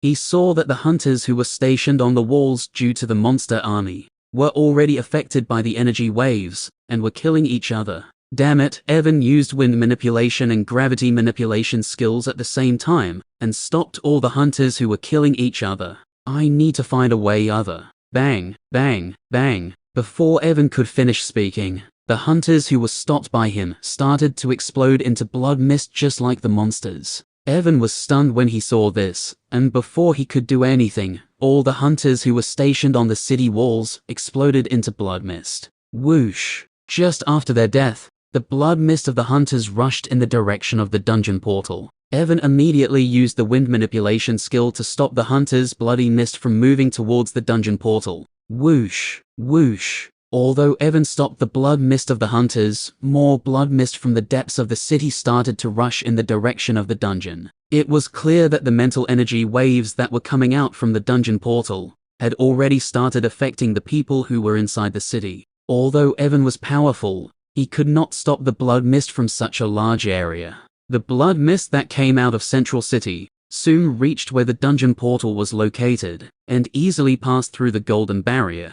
After passing through the golden barrier, the blood mist was absorbed by the dungeon portal, and just as the dungeon portal absorbed the blood mist, the golden barrier that was covering it showed signs of collapsing. Chapter 625. Damn it, Evan cursed seeing how the people of the city had also started killing each other, and their blood was moving in the direction of the dungeon portal. He summoned the shadow undeads of the blood demons, and ordered them to stop the blood that was going in the direction of the dungeon portal. After ordering the blood demons to stop the blood, Evan rushed inside the city. When he came inside the city, he saw people were killing each other like mindless zombies. He wanted to stop them, but when he remembered what had happened earlier when he tried to stop people from killing each other, he did nothing. There are too many people. Even with the help of blood demons, it is impossible for me to stop all the blood that is going towards the dungeon, Evan said to himself, and rubbed his eyebrows in frustration. because he did not know what he should do in the current situation. As he watched people killing each other, suddenly an idea came to his mind. I am a complete fool. How can I forget about them? He cursed himself and summoned some of his shadow undeads, which were similar to cuckoos. The undeads he summoned were the shadow undeads of a bird monster called Sprite Cuckoo. Sprite Cuckoos do not have much fighting power, but they are adept at spiritual attacks. One of their skills is the Tranquility Song, which can affect people's minds and put them to sleep. Since he can't stop people from killing each other by normal means, he will just put them to sleep. The Sprite Cuckoos were not of much use to Evan, so he only had 10 shadow undeads of the cuckoos. After summoning them, he ordered the Sprite Cuckoos to spread throughout the city, and used the Tranquility Song to put people to sleep. On receiving Evan's order, the shadow undeads of 10 cuckoos immediately flew away, and a sweet song echoed in the large area of the city. Evan looked at the people who were fighting on the ground, and noticed their attacking speed slowed down the moment Tranquility Song started to ring out.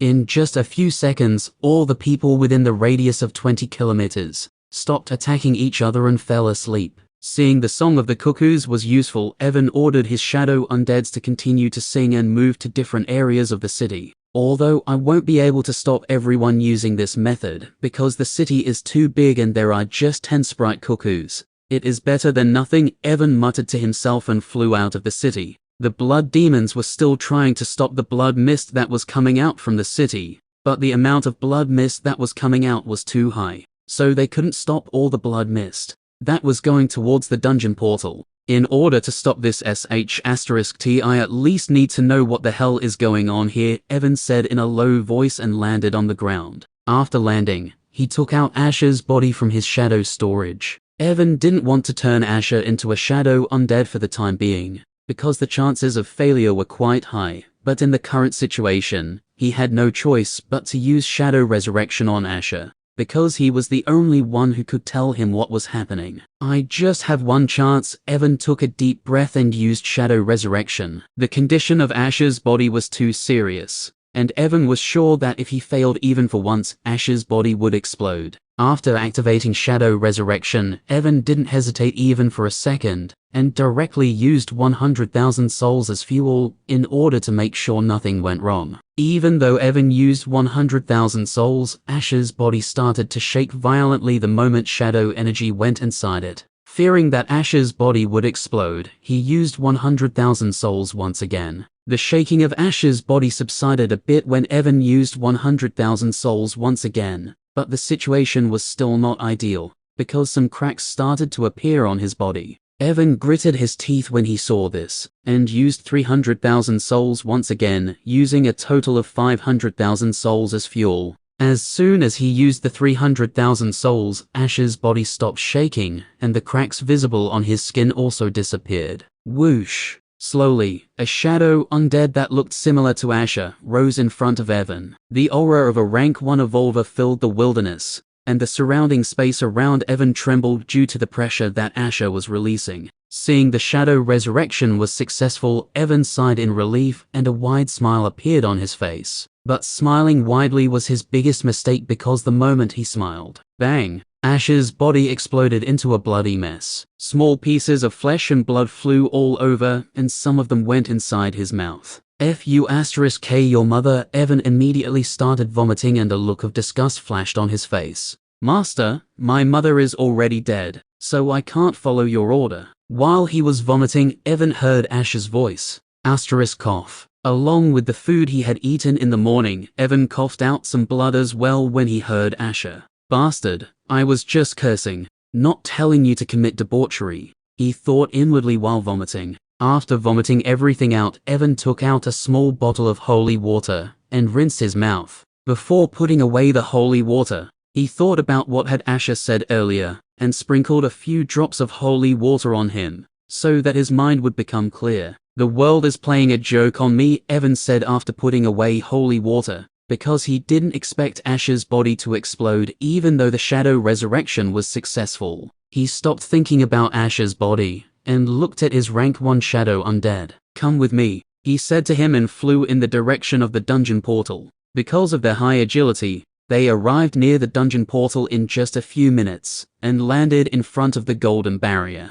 The barrier is weakening. Just after landing, Evan immediately noticed that the barrier was slowly losing its power. It must be because of the blood mist, Evan muttered and looked at Asher. Before dying you told me to stop the monster army, he said and pointed at the dungeon portal. Looking at this thing you should already know I failed to stop them. So can you tell me what the hell is going on here? Asher looked at the red dungeon portal and stayed silent for a few seconds before he started speaking. Master, do you know anything about essence clones? Evan nodded his head hearing Asher. I know some things like once you reach a very high level, you can use your essence to create a clone of yourself. That will have some of your abilities, and you can control that clone to perform some tasks for you. Asher nodded his head hearing Evan and pointed towards the dungeon portal. There is an essence clone of a powerful demon inside this dungeon. Evan was not surprised when he heard Asher because he had already guessed it, but there was still something that he couldn't understand.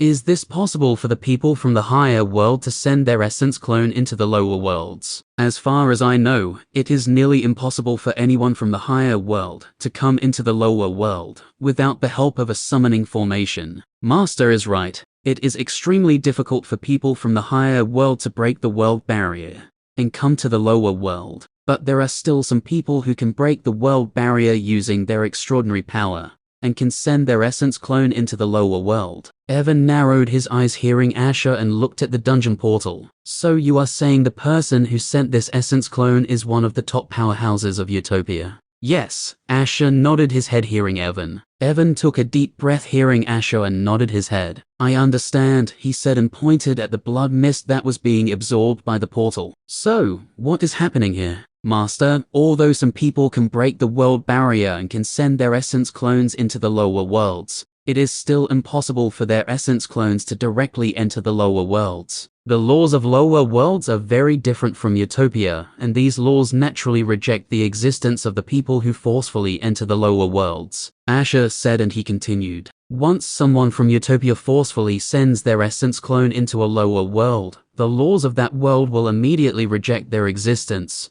and will send that essence clone into a dungeon. In most cases, the essence clone will lose its ego and will turn into a mindless monster after being sent inside a dungeon. But this essence clone is different, and it was successfully able to preserve its ego. Evan looked at the dungeon portal with a pondering look on his face after hearing Asher, and finally understood what was happening. So you are saying this essence clone didn't lose its ego, and now it is trying to break free from the dungeon? Yes, Asher nodded his head, and he said in a serious voice. Although this essence clone was successfully able to preserve its ego, it is still impossible for it to ignore the laws of this world and come out from the dungeon. So now this essence clone is using this method to break free from the dungeon. By absorbing the blood of people, this essence clone can break free from the dungeon. Evan asked while raising an eyebrow. Master, you are wrong. He is not just absorbing their blood. Asher said when he heard Evan. Oh, he is absorbing their entire existence, including their life essence.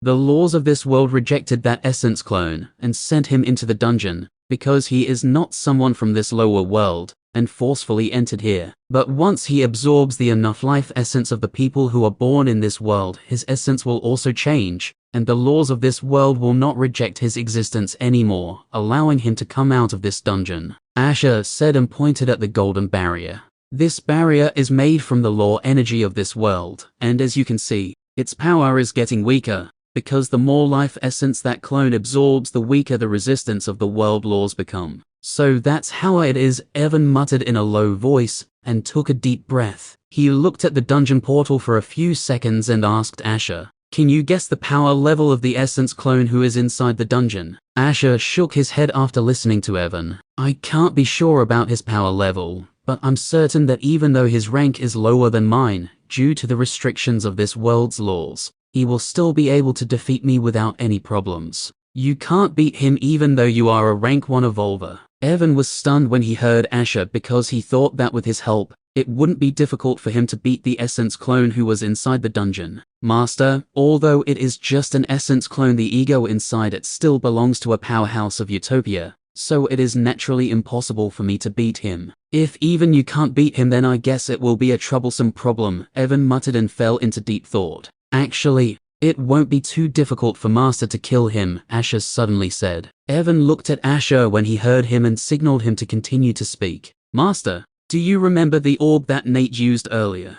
Evan raised an eyebrow and nodded his head with a confused expression on his face, because he couldn't understand why Asher was asking such a question. That orb was actually an ability bead, Asher said in a serious voice. After becoming a core evolver, you can use your essence to create an ability bead that contains one of your skills. The bead Nate used earlier must be created by the essence clone who is inside the dungeon. For an essence clone, creating an ability bead is not an easy task, and after creating that ability bead, it must have become very weak. You mean? Evan narrowed his eyes after hearing Asher. Seeing how Evan was looking at him, Asher nodded his head. That essence clone will take some time to heal, because of the backlash it received after creating that ability bead. If the Master wants to kill it, you should head inside the dungeon before that essence clone fully heals and takes advantage of his weakened condition. This is the end of this video. Thank you guys for listening. We have come so far together.